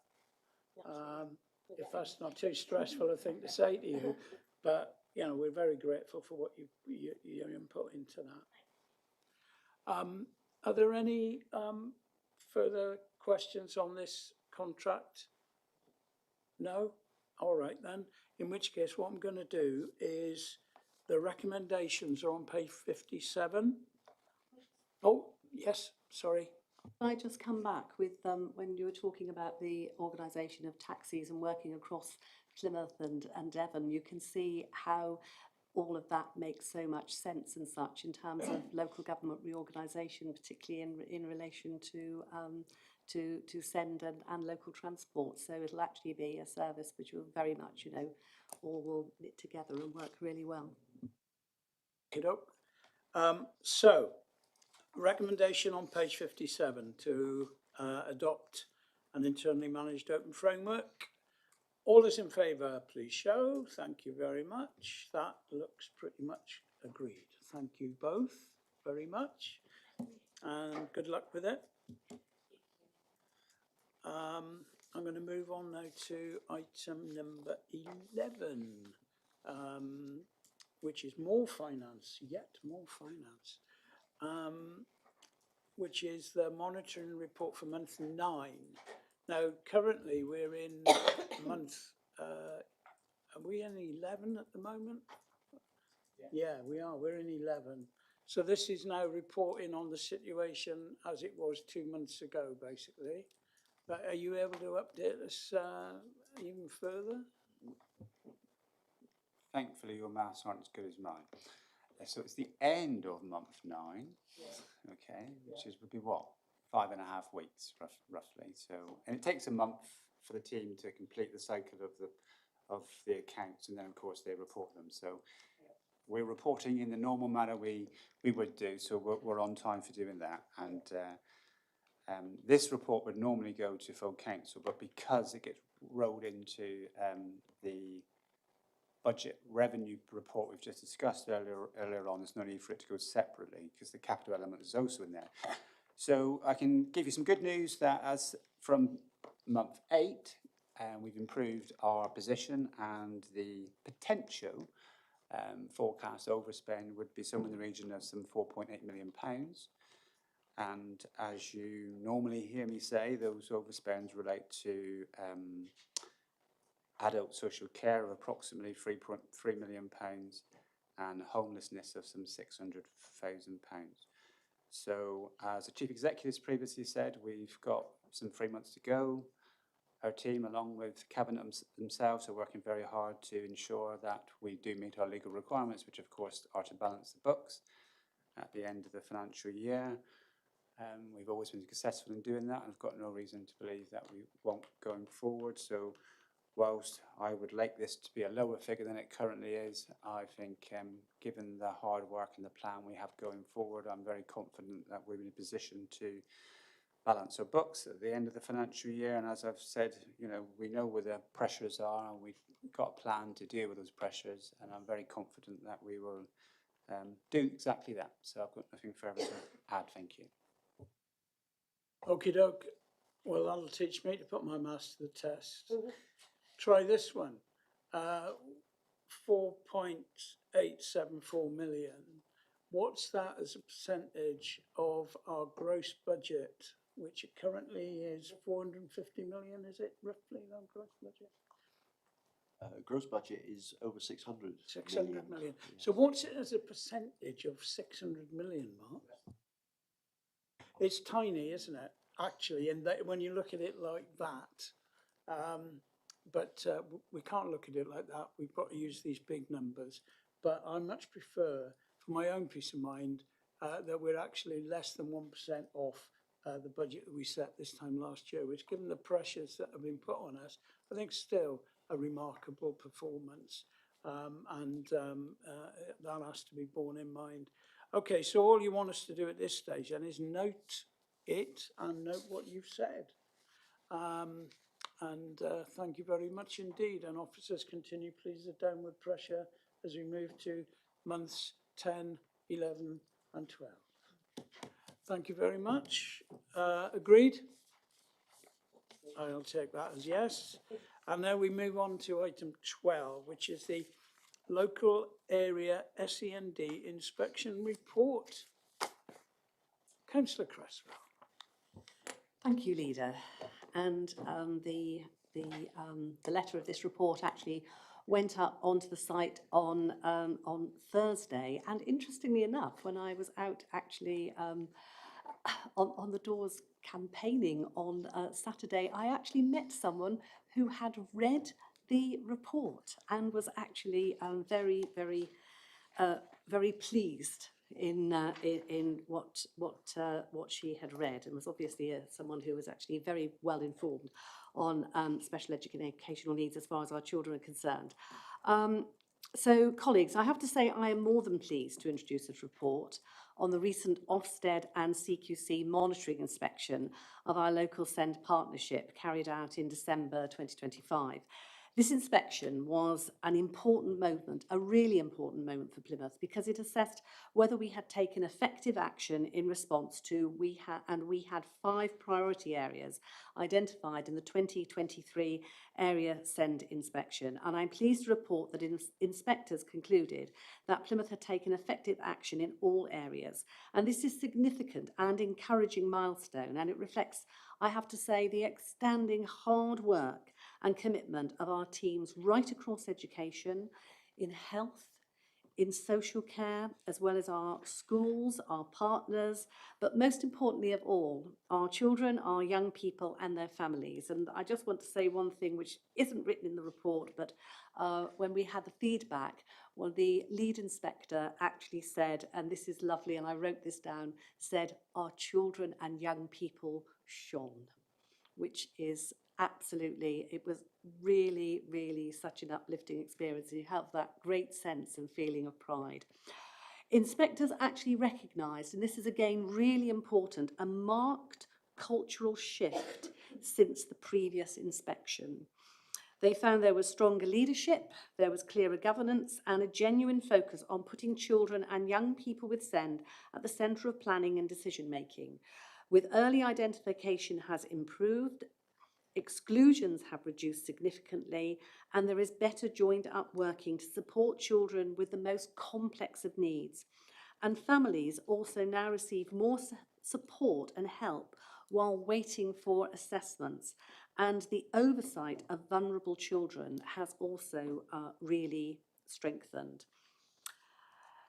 I think it's also to say it's important that all of those people who have come together and the importance, and I've been reading other inspection reports, and one of the things that comes through and shines through is the partnership work that has gone on within the city, and also the commitment as well of leadership right across the city. And I'm really pleased to see the way in which political leadership has come into this space as well. I think the SEND Improvement Board, and this was remarked on actually by the SEND inspectors, was that the SEND Improvement Board had real buy-in from senior people and cross-party within this council, which I think is really important and really has to be praised. However, as I would say, because I'm an ex-teacher, the report is equally clear that work is not finished. We can always do more. There's always more to do. 2 stars and a wish, what we get better on. Waiting times for neurological development assessment and speech and language therapy does remain too long for some families. Not all families yet feel the benefits of the improvements we have made, and some remain uncertain about the support available. But we are really committed to ensuring that our children and young people and families have the trust in the partnership and our provision for SEND. We have been working and right across the partnership, and particularly, in our schools and working with the local authority, has very much been working on that. Today's report actually sets out the progress made and, importantly, what we must do now to maintain our momentum. Our focus must be on embedding consistency across all of our schools and services, strengthening communication and trust with families, and reducing waiting times and ensuring that the improvements that we've achieved are both resilient and lasting. This publication demonstrates real and positive progress, but it also sets out the next phase for improvement along that improvement journey, and one that continues to put, and this is most important, children and young people with SEND and their families at the very heart of everything we do. And I always say that if we get it right for our SEND children and young people, if we get it right for our youngest children, then we actually get it right for everyone. So I commend this to you, and my thanks has to go to the incredible hard work of officers, teachers, our partners, health, everyone who has been part of this journey, which is ongoing. Thank you very much. Now, David Haley is here. So, David, is there anything you'd like to add, please? Well, I think Councillor Creswell has given such a good summary. Just a couple of comments to add. It really is heartening to see the progress that has been recognised by Ofsted and CQC within each of the areas of the report, and a real achievement for the local area SEND partnership to achieve the effective action on each of those 5 priorities. And in comparison with the recognition and the positive elements that have been drawn out by Ofsted, of course they have recognised a number of areas that we want to continue, as Councillor Creswell has said, to continue to make progress on. We will I suppose particularly that cultural piece and putting children and young people at the heart of this work, and the whole partnership has made a real effort to ensure that those children and young people and their families are central to the work and the improvements that the board has been making. So a real testament to the local area, to education, to social care, to health, to our parent carer forum, and to everyone across the council for really leaning in hard and making these achievements in the past couple of years. We will have a re-inspection, a full inspection in 12 to 18 months, and we will keep in place our current governance arrangement so that we've got that really strong continued oversight, so that we're assured that we will make that improvement and keep the momentum and traction and pace up in relation to the improvements that we need to make. But no, a really good recognition, and thank you all for your support as we've moved this forward. I mean, this room, just so you know, is normally full of people. I mean, literally every seat is taken around here, and we have more people on screen as well. So it's important to know that, you know, there's a lot of work gone into this, and there's a lot of work still to go in on this. But I want to echo your thanks, and the Chief Executive is alongside us at every meeting as well. It's really important that we got that managerial as well as political leadership in this space, because it is not just one part of the council, it's a whole system. And there's no doubt about it. I mean, the atmosphere at the last few meetings has been not quite joyous, but certainly a lot more relaxed than it was when we started this journey on improvement. And, you know, I think, it was such a relief to have this judgment, I have to say, because we've been before where we think we've made a lot of progress. And then when it comes to the actual official channels, we haven't quite got there. But this time we had a number of people telling us that we were on the right road. But the most important thing is, Sally, what you said, which is we've got to keep on the right road. Now, we know that there's going to be changes to SEND. You know, I was in a meeting the other day with Georgia Gould, who's, you know, doing a lot of work on the SEND white paper, which is due to drop any day now. And again, you know, there's going to be some changes coming out of that. So I want us to continue this journey of progress, David, but in particular, I want us to get ahead of the white paper. So, you know, we know we're going to have some changes, and what I want to do is anticipate some of those changes. So it's not just about mainstreaming. I think what's important to us as well is that we do get, well, I want to declare basically today that I want us to have a new SEND school in Plymouth. And, you know, because we need that. Yes, we'll be working hard with our partners in the multi-academy trusts to do more mainstreaming, because that's going to be the theme of the white paper. But there's no doubt about it, as we've seen more and more parents wanting more and more specialist provision, that we need to be ready to be able to deliver that as well as the mainstream stuff. So I'm going to move a recommendation today that at the next cabinet meeting that we actually have proposals, firm proposals for a new SEND provision school in the city, along with a suggested location for that. And we'll come into the details of how we do that. We know that we've got some provision, financial provision set aside to do it, but I feel I want to get ahead of the SEND white paper, and I want that progress made swiftly now. I think we need to do it. So I'm going to move that as an amendment to this. Sally? And I'd very much like to second that as well, if I could, leader, because I think what's important is that there's a very good piece today, actually, The Guardian, from Georgia Gould herself, talking about the white paper, and and she's been going, that's why there's been this delay with the white paper. She's been crisscrossing the country and there's been lots of input going in. And we have been putting, I think it's fair to say, David, we've had a lot of input to the DFE. And she makes it very clearly, she's been really listening, and she makes it very clear that no child is going to have their levels of assistance removed because of the white paper. And no child is going to be asked to leave the school that they are in. One of the real important things is about, the white paper is about getting this absolutely right for children, for all children, and there's a wide variety of children with special educational needs. And the reform of the white paper is actually recognising, and will recognise, I'm anticipating, is that some children will always need to be in a specialist school provision because they have very, very special needs that can only be served within a special school provision.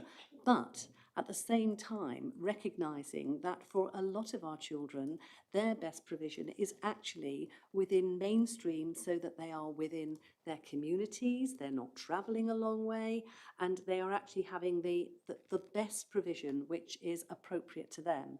And I think that's what the element of the white paper will in fact be. And we have been working very hard in terms of the work that's been going on, which was very much acknowledged in terms of innovative things that we have been doing in terms of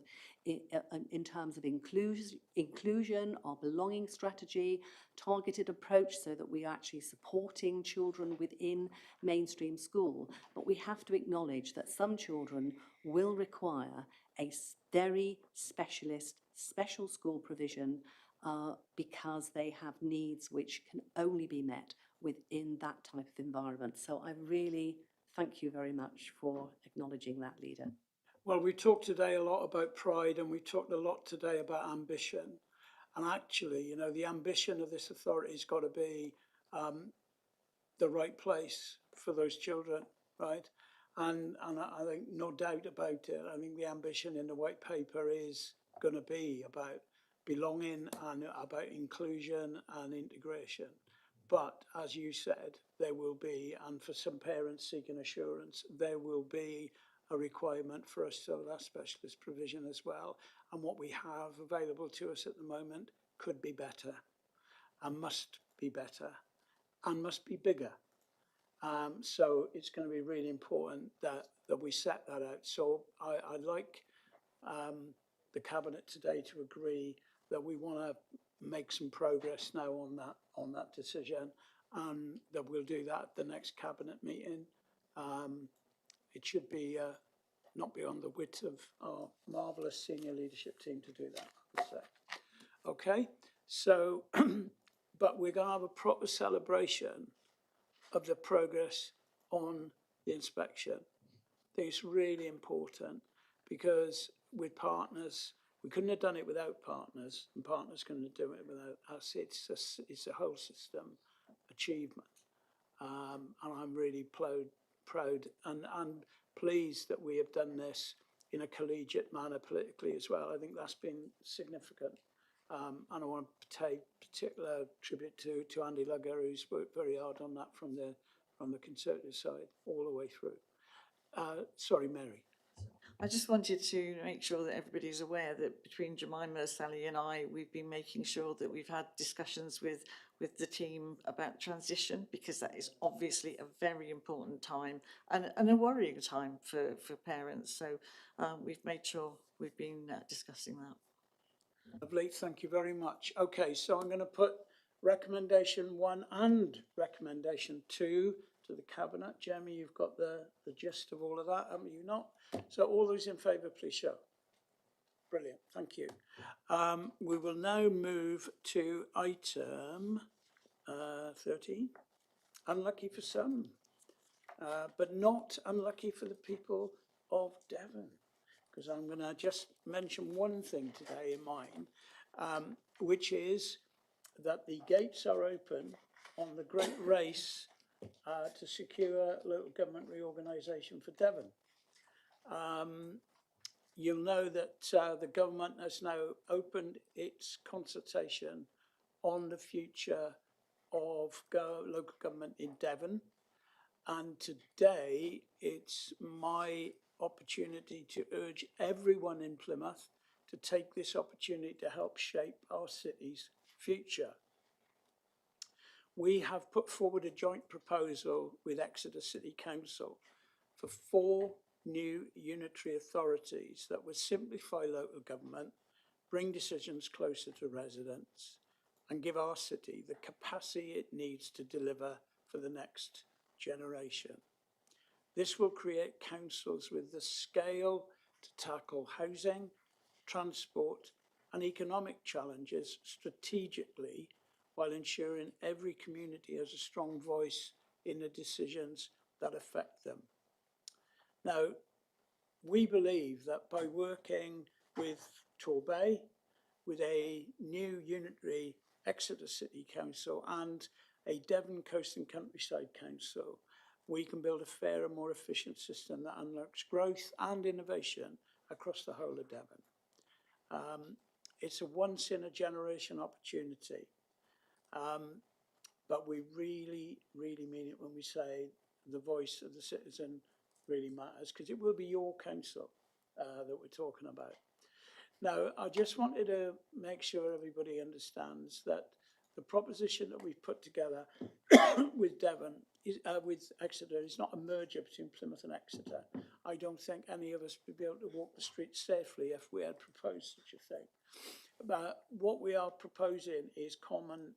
We have a common view on what's in the best interest of Devon going forward, and so a stronger Exeter will help us, we believe, drive growth in a city, in our city, and for that matter, will help us with the challenging housing targets that all authorities in Devon will have to deal with. So there's a very short window for people to actually put forward their views. The window closes on the 26th of March. So you haven't got long. There's going to be statutory consultation, or by which I mean consultation with statutory bodies. So all the constituent councils have put forward lists of people they work with regularly, so that the government asks them as well whether they think these proposals make sense. So people like the police and the fire authority, but also voluntary people and the other important strand in all of this, I think, is business as well, because that's going to be quite an important strand to this in terms of how we drive growth. So there's a website which the 4 principal local authorities are sharing, aren't they? It's called www.devonlgr.co.uk. Not a gov, but a co. Oh, it looks very pretty, that. Local government reorganisation in Devon. And it's got pictures and it tells you what we've currently got, but what we could have. So any questions that you might have on it, that hopefully this website will answer. I think it's important. I was speaking to somebody over the weekend about this, and it's just so important to remember this is about who will be providing services in your area. It is not about somebody living in Budley Salterton suddenly having to give up living in Budley Salterton and being taken over by Devon or whatever it would be. It's who's providing your services. So at the moment, for people in the neighbouring parishes to Plymouth, there are 13 neighbouring parishes, they wouldn't lose their identity. They'd still have their town or parish council with those services that are very close to them. And they wouldn't have to call themselves Plymouth if they didn't want to. But what they would have is the benevolence and love of Plymouth Council, providing them with bins and emptying them and all those other 300 things that we do every day. And of course, for people outside of the Plymouth boundary, like what happened to us, they no longer will have a two-tier system of government. They'll have one council providing all the services in their area. And in Plymouth, I would say no change. Well, it will be a change for us because there'll be a bigger area, of course. But what it really will do is cement our position really as a driver of and the engine room of economic growth in this place, in the county. And I think it'll be such an exciting chapter. If you think of what's happened to Plymouth, you know, in the 60, 70 years since we last, when we took in Plimpton and Plymstock, and how good that was for Plymouth. I'm sure this will be good for Plymouth too. But as importantly, it'll be good for those areas just outside the city who look to us so often for services and facilities. Chief Executive, you've been in a number of darkened rooms trying to thrash things out. How are you seeing all this? Thanks very much. We have been waiting, obviously, for the consultation. It's now with us. The website provides a portal so that people can have a look, as the leader says, at each of the proposals. And so we're in the next phase. We've been in the first phase of preparation. We've now submitted the exam paper, and it's over to the government taking into account the consultation comments to come up with their the answer. We're expecting that to happen in the summer. So the consultation, as the leader says, finishes on the 26th of March. There'll then be a period of a study of those comments, and then we will be in the next phase. It's important to recognise we are in the second wave. There is a priority programme that is slightly ahead, 6 places, counties that are slightly ahead of us. So one of the things that we're doing is very much looking at what's happening there and learning from what they're doing and how they're approaching it. And particularly at this time, working really well actually with our colleagues across the whole of Devon. The exam papers are in, so we are into the next phase, which is how do we prepare in a decision agnostic way for the next phase. So that will be doing work, learning from others that have been there without actually having the decision in front of us. But there is a lot we can do to just slightly get ahead of the curve, so that when we do have a decision, we're able to move forward at pace, whatever that decision is. Thanks very much, and thanks to you, and thanks to Ross Jago as well, and Paul Barnard, who I know have been giving up their day jobs to do a lot of the number crunching and heavy lifting on all of this. There's lots more to go, but I would urge people of Plymouth to write in support of this. I mean, obviously, if you're not in support of it, you're more than welcome to submit your views. But think about this. You know, this will set the pattern for 60 years ahead. If you think it'd be nice to stay as we are, thanks. Think about this. It means we won't have the opportunity to grow our businesses and grow our industry and grow our jobs. I want young people in this city to be able to live in Plymouth and stay in Plymouth because there's jobs for them, there's homes for them, there's hope for them. And that's what's on the table here with this. This is not just some lines on a map and some arguments between councillors. This is about our future prosperity as a city, our very existence as a council. And it's really important that we get the backing of Plymouth people over the next few weeks. Because otherwise, it'll be other people in Devon shaping our future for us. That's the issue. So if you care for Plymouth, care about Plymouth, please have a care to fill in the consultation. It doesn't take all day. It's very short and sharp, but please do it. It will be a good use of your time. Tom. Just thinking about a comment you said earlier about the local services, because when I think about my friends and family live just outside the outskirts of Plymouth, real frustrations from some of those communities that they don't have access to some of Plymouth City Council services already. So if you're in Rowborough, LGR would mean that you've got Southway Library on your doorstep rather than having to go miles to a Devon City Council one. Or if you're in the South Hams side of Sherford, you know, Chelsea Meadow Recycling Centre, you know, there's lots of opportunities like that.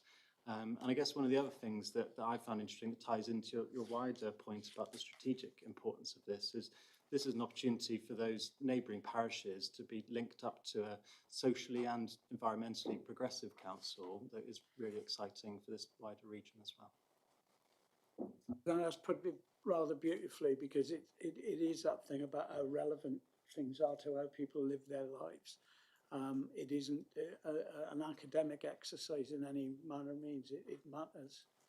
Okay, that's all I think we've got to say. So it was www.devonlgr, one word, devonlgr.co.uk. That's what the address is. Please do it. I'm sure the council will be publicising that as well as widely as we possibly can. But do mention it over the dinner table and in whatever it is you do your socialising. Please do encourage people to do it. Right, I'm going to move on to item 14 now, which is the cabinet member updates. I've had advance notice of a couple of councillors that want to do stuff. I'm going to start with the Deputy Leader, with Jemima, please. Thank you, Leader. I've got quite a lot to say today, actually, so buckle up. I'm going to start with an update following our 2026 Fostering Summit. The event brought together carers, staff, partners and members of our fostering community, offering a constructive space to reflect on progress and to identify priorities for the year ahead. These summits really do feed into our plans, because we really listen to our foster carers about what we need to do better, and also there's quite a lot of praise about how we are doing things. I want to offer huge thanks to Dave and the team at Dartmoor Zoo, because they let us use their cafe and are so welcoming, and our families love going there. One of the most powerful contributions that day came from a birth child of a fostering family who shared some very honest reflections about the impact of fostering on family life. And it was a really strong reminder of why lived experience must guide our work. And that's why these forums are so important. We celebrated several key achievements this year. More children moving successfully from residential care into in-house foster homes, that we now have 4 Mockingbird constellations fully established, which really strengthens peer support for our carers. A growing programme of social events which create really positive experiences and form much stronger relationships too between our carers.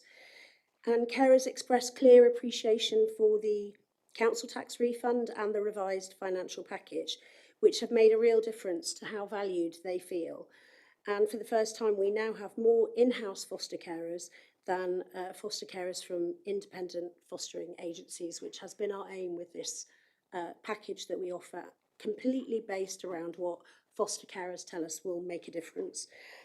They shared some really thoughtful feedback. They told us that they feel increasingly supported, but again, as they always do, they highlighted areas for improvement, particularly around access to training, support for complex needs, and clearer communication from wider service areas and partner agencies. And a full report will be presented to the Corporate Parenting Board, setting out the actions and next steps around what carers told us at the summit.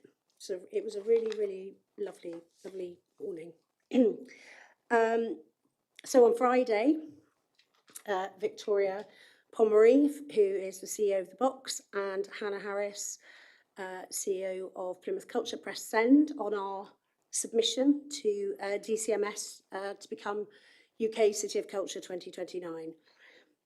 This is a 6-page application, and it was the culmination of many conversations with communities, representatives from the creative sector, and the working and stakeholder groups that we set up in very short order. and a substantial amount of work by many, many people. And I think Hannah said she thinks we've spoke to around 1,000 people to kind of distill their thoughts, and the feedback was just overwhelmingly supportive. People really do feel like this is Plymouth's moment. Yes, of course, it makes complete sense for us to do it. So we've received an acknowledgement that our application has been received, which is always encouraging, and DCMS anticipate being back in touch at the end of March. So fingers crossed, everybody keep everything crossed that we get through to the next stage. I'm going to talk a little bit about what I think we're calling Beryl Mania, which has gripped Plymouth with, and beyond actually, thousands of visits to the box since the exhibition opened on 24th of January. And the collaborations with TRP, TR2 and CAST have been hugely important. The media coverage has been extraordinary, and the visitors keep coming. Tudor challenged the box team to create some Beryl Cook-inspired sculptures, and the team rose to the challenge, working with TR2, and 4 works are located in prominent sites around the city. And I can't open social media at the moment without seeing a photo of somebody somewhere in front of one of those sculptures. And yesterday I had to queue up to get my photo taken in front of, next to the sailor who's in front of the dolphin on the Barbican. So, you know, they're just, we knew people would like them, but really it's the joy that they're bringing is really quite incredible. So for the exhibition Pride and Joy, tickets booked so far, I mean, these are staggering numbers, 25,975. It's free, as the box is always free, but we're ticketing it so that, you know, we can stagger the times that people go in so they can enjoy it comfortably. And also this has really increased our donations. Yes, it's free, but people are, if they can, are really willing to donate. And we're over £14,000 in donations since the opening of that exhibition. 12% of people who are coming are donating.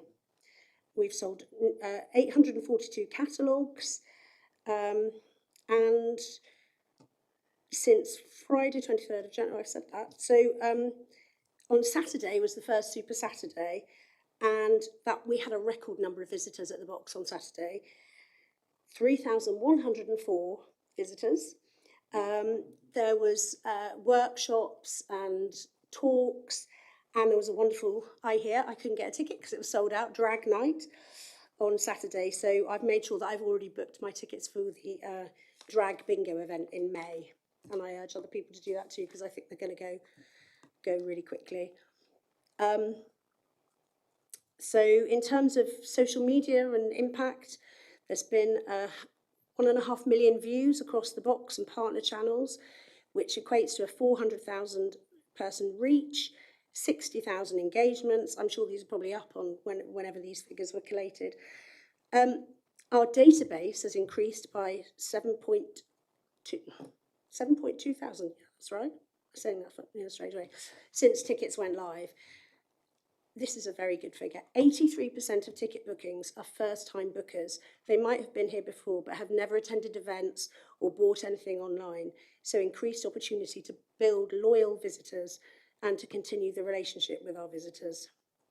People are travelling from all corners of the country to experience Beryl. 55% of the visitors are from Plymouth, and across Devon and Cornwall is 22%, but up through Bristol and Bath 6%, from London and the South East 7%, and the rest are from Scotland, Wales, Midlands and beyond. There have been, I think there's more than this already actually, but 29 pieces of national coverage reaching 16 million people. I mean, it's just extraordinary. And it's only just, literally, really, only just started.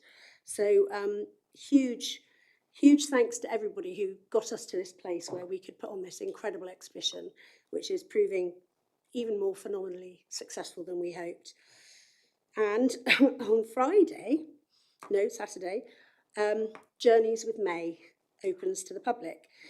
And this is a collaboration with the National Portrait Gallery.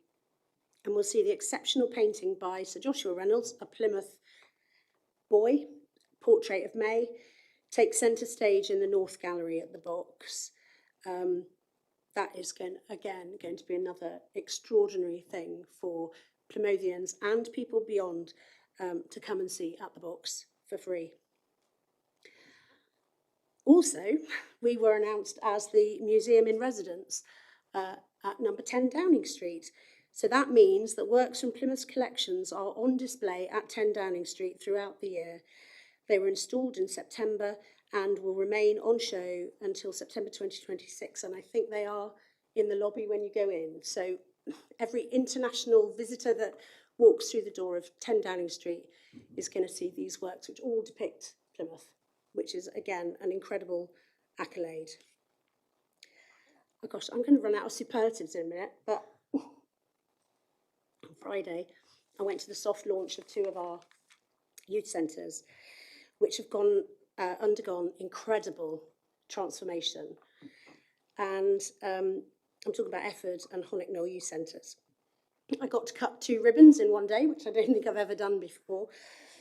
And honestly, I don't mind saying I got pretty emotional on Friday. I mean, they are truly amazing spaces. And I cannot wait for young people to get in and see them.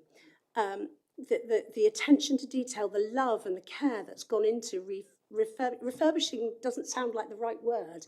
It's not strong enough to describe what's been done in those places. The music rooms, the art rooms, the AV rooms, the gaming rooms, you know, it's just incredible state-of-the-art technology, wonderful equipment. For those young people that walk into those places, I'm certain, I'm going to be sent a film of reactions, is, you know, they're going to be blown away. This is like, you know, the very best of the best for these young people, because there are young people in Plymouth and this is what they deserve.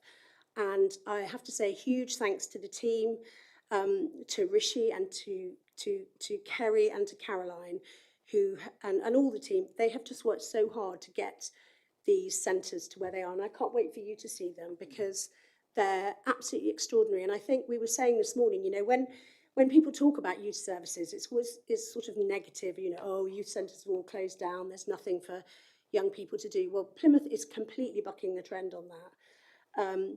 We've got these extraordinary spaces at Efford and Honeck Knoll. We've got dedicated youth space at Tinside. We've got dedicated youth space at Pool Farm. You know, what we are doing for our young people in the city is pretty phenomenal. And I think we should take this opportunity to celebrate it. And Tom said it earlier, you know, we want our city to be the best place to grow up. And this is what that looks like. Thank you, Leader. Oh, fantastic, fantastic. It's great being us. But I think it's going to be great being young people in Plymouth. It's been too long, it's been Cinderella. And it's so brilliant to see that investment going in communities that need it. But anyone can use it. Yeah. Wherever they live, they can come and go there. Continuing, I hope, with the positivity. Chris. Thank you, Leader. I would echo, Saturday was amazing. I visited both for one of the afternoon discussions, and I got a ticket to the drag show where the people who were on my table had never been to a drag show before. It was their first Super Saturday evening. They'd only recently joined the mailing list because they joined in something, offered me one of their feather boas, which none of us actually wore, but was a really fantastic evening. And I would recommend, if people haven't already, have a look at the box events, because they are really, really good. And for those sort of extracurricular events you have to pay for, they're also really good value for money. But that wasn't my announcement. I just wanted to emphasise what Jemima had said. I'd like to begin by updating you on a recent audit undertaken on some of the work of our building control team. That's something we don't often hear a lot about. The Sports Ground Safety Authority visited us in December with a focus on our statutory responsibilities for sports ground safety at Home Park, looking at both football matches and major stadium concerts. The audit assessed governance, operational practice, compliance, and organisational capabilities across 9 areas. So not just light touch. The Sports Ground Safety Authority Inspector identified significant strengths across the majority of areas, including strong safety cultural leadership, effective safety advisory group governance, robust safety certification arrangements, safe capacity management, proactive management and enforcement, strong training and professional expertise, improved resilience and capacity. So there's quite a whole range there of things that we're doing well. The inspector reported that they have high confidence in our ability to discharge our statutory duties, which I'm sure is good news to us, and especially for Kate as she leads on sports and Sally as she leads on events, because both of those are really big things at Home Park. The report identifies the service's ongoing continued improvement, including previous recommendations having been addressed to a high standard. I'm pleased to say that the audit gave us a score of 95 out of 100, which is an amazing achievement. I would like to specifically highlight the work of Victoria Stubbs, one of our building inspectors and vice chair of the Safety Advisory Group, who was particularly commended in the report for the consistently high standard of her work. The report also recognises the importance of cross-departmental support and acknowledges the contribution of the transport team led by Rosie Starr. So, our council officers getting the recognition they so richly deserve. In recognising cross-departmental activity, Guy Cooper, our building control manager and chair of our safety advisory group, has specifically identified some people who I would also like to thank. Will Tompkins, Graham Hooper and Cathy O'Connor from the Environmental Protection team, and Helen Collingbourne from the SP&I Digital team. Their cross-departmental working was recognised in the report. And I would like to report that this collaborative approach continues to support the wider transformation of our building control service, as it's changing its processes and governance following the implementation of the Building Safety Act, as well as doing business as usual. So that's a really positive report. And I'd like to acknowledge that and publicly put it out there. But I would like to especially thank Guy Cooper, who is leading that team. And, he wouldn't do it himself, but I would like to say he's doing a great job. And I would like to express my thanks on behalf of all of us to him for the work he does in helping to keep us all safe. Moving on, Leader, I have an announcement that I wish that Councillor Hayden was in the room for. I'm really pleased that we have a solution for the replacement of the public toilets in St Budo Square. We've had to overcome issues of power. It's not got a proper supply, so we need to disconnect and connect properly. A damaged septic tank because it's not linked to the sewers, and that causes problems because of the proximity to the railway line.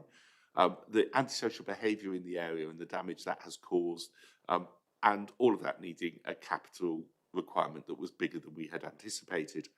We've managed to find solutions. We had previously undertaken a consultation and there was a general backing for a modular single pod unit to be installed. This will mean that there is a toilet provision for everyone, whereas currently we only have disabled toilet facilities available in St Budo Square. And today I'm pleased to announce that we've submitted a planning application to deliver exactly that. Members of the public are able to comment on this application on the council's website, and I hope that it will gain support from them as well as approval from the planning officer. To enable the demolition of the existing block and a new supply to be installed, we are dependent on the national grid. We're working with them to get this done as soon as possible and anticipate this will be within about 12 weeks at the outside. Following demolition and subject to planning permission being granted, the new unit and a new combined septic tank, so an all-in-one, will be installed later this year. And obviously there are a number of steps still to go, but we are now on the way. I'd like to thank Councillor Larry for including this within the capital programme, and I really congratulate Councillor Hayden on her dogged determination in getting this result for her community. We will ensure that local residents and businesses are updated as we know more, and I look forward to seeing the new St Budo Square public toilets opening later this year. Finally, Leader, I've been asked by Councillor Stevens to give you an update on Royal Parade. Unfortunately, he's had to go to meet with some members of his community about an issue in his ward. I must admit, as one of the local ward councillors, I'm really pleased to be able to pass on his good news about this major project. Bad weather and multiple consecutive amber weather warnings have delayed the resurfacing and relining works that we've been talking about to the public. Last week, contractors were only able to carry out one night's work compared to the 5 nights planned, and overnight work for tonight has also had to be cancelled. Weekend work will be done if weather allows, but wasn't feasible last weekend, once again because of the weather. But despite all of that, works have still been moving at pace. Bus shelters have now all been installed and are being glazed at the same time as the paving around them is being completed. Non-weather dependent road resurfacing preparations are also being undertaken, and some of those have already been finished, ready for final resurfacing. With 3 additional bus stops now being in place on Royal Parade, work has been done with bus operators to ensure that services are allocated to these in the most effective way.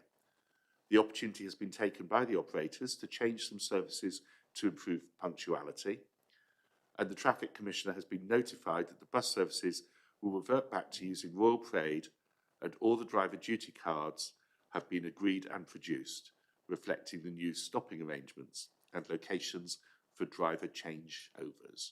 So all the practicalities are in place. So I'm really pleased that John's been able to tell me that the bus stops on Royal Parade will be open in 2 weeks' time, on Monday the 23rd of February, and that's 2 months ahead of schedule. And the works are being delivered on budget. And Councillor Stevens said that if, as we expect, the contractors can get the resurfacing done by the 20th of February, we'll fully open the eastbound Royal Parade bus lane from the 21st in advance to the bus shelters opening, which will ease traffic flow through Royal Parade. For those who use the Courtney Street car park, I'm pleased to say that the contractor's compound will be demobilised by Friday the 20th of February, returning that full car park to public use. To help people get ready for the new provision, the promotion team will be out on Royal Parade from today and for the next 4 weeks, whatever the weather's like, handing out leaflets and explaining where the new bus stops will be located on Royal Parade. And this is being supported with press releases and a communications campaign to make sure the message gets out there. Businesses on Royal Parade have been updated via a newsletter hand-delivered and emailed, and our team will ensure that that continues through over the next couple of weeks.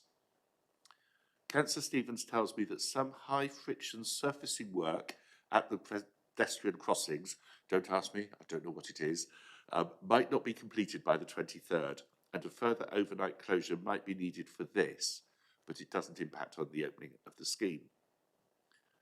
I've also been told that the temporary shelter on Derry's Cross will be moved to Pool Farm after the 23rd of February, where it will be placed at the front gate and be used as a dry place for groups to stand and wait for their activity when it's raining. And Councillor Brasdell tells me it'll probably also be used to house the eggs and an honesty box. So if you live in the area, you'll know where to get your fresh eggs. Talking about Derry's Cross, Councillor Stevens is considering whether the benches that have been stored there during the work can be kept for bus and coach customers. And if you think that's a good idea, I'm sure he'd welcome hearing from you. So, good news, a project that will increase the number of bus stops to enable better service for local people, completing ahead of schedule and on budget. As a ward councillor, I'd like to thank Councillor Stevens, councillor officers and the contractors for their work in achieving this and for ensuring that we've all been kept in the loop during what has been quite a tricky piece of re-engineering of our major street. Thank you, Leader. Oh, it's great news, isn't it? And, you know, ahead of time and on budget, the two, you know, that's two magic sentences there, isn't it? And well done to everybody. I think perhaps we should, after it's all over, let people know exactly how complicated it was. Because I think sometimes people see the Harris fencing and they see a bit going on, but they don't really appreciate all the service diversions and all the other bits and bobs that have to happen in order to deliver something like that. But as you say, the whole purpose of this was to was to improve things for visitors to the city centre. Okay, any more cabinet updates that have occurred to people since I last spoke to them? No? Well, that's quite enough, thank you very much. I've only got a very short thing with the LGA update on number 15. We have each of the political groups on the LGA has their own conferences. The Labour one that I attend was on Saturday and Sunday, including a leaders summit, and it gave me the opportunity to speak to the Secretary of State for Local Government and Housing, Steve Reed. I've spoken to him before about our funding, so hopefully the news that Helen announced earlier on was, partly due to some lobbying on our part. But I spoke to him about a couple of things that are currently on our minds as well. One is cost shunting between the NHS and Plymouth, and explaining that our own dear ICB have capped the amount of money that they will pay towards the care of children at 20%. It's a completely arbitrary figure, and nobody, there's a tremendous variation across the country.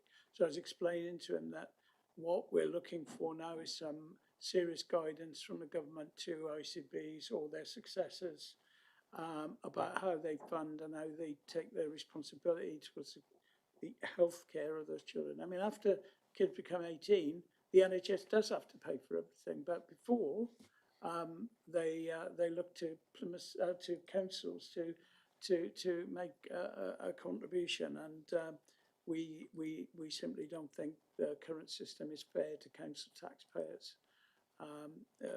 Not to put too fine a point on it.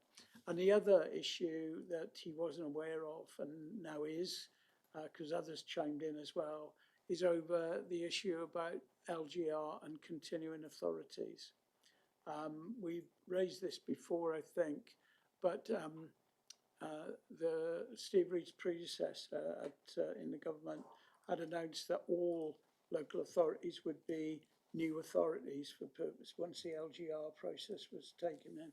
Now, the reason that, again, this sounds like a so what thing, but if you think about it, Plymouth City Council would have to TUPE all its staff over to Plymouth Council or whatever we end up calling our successor.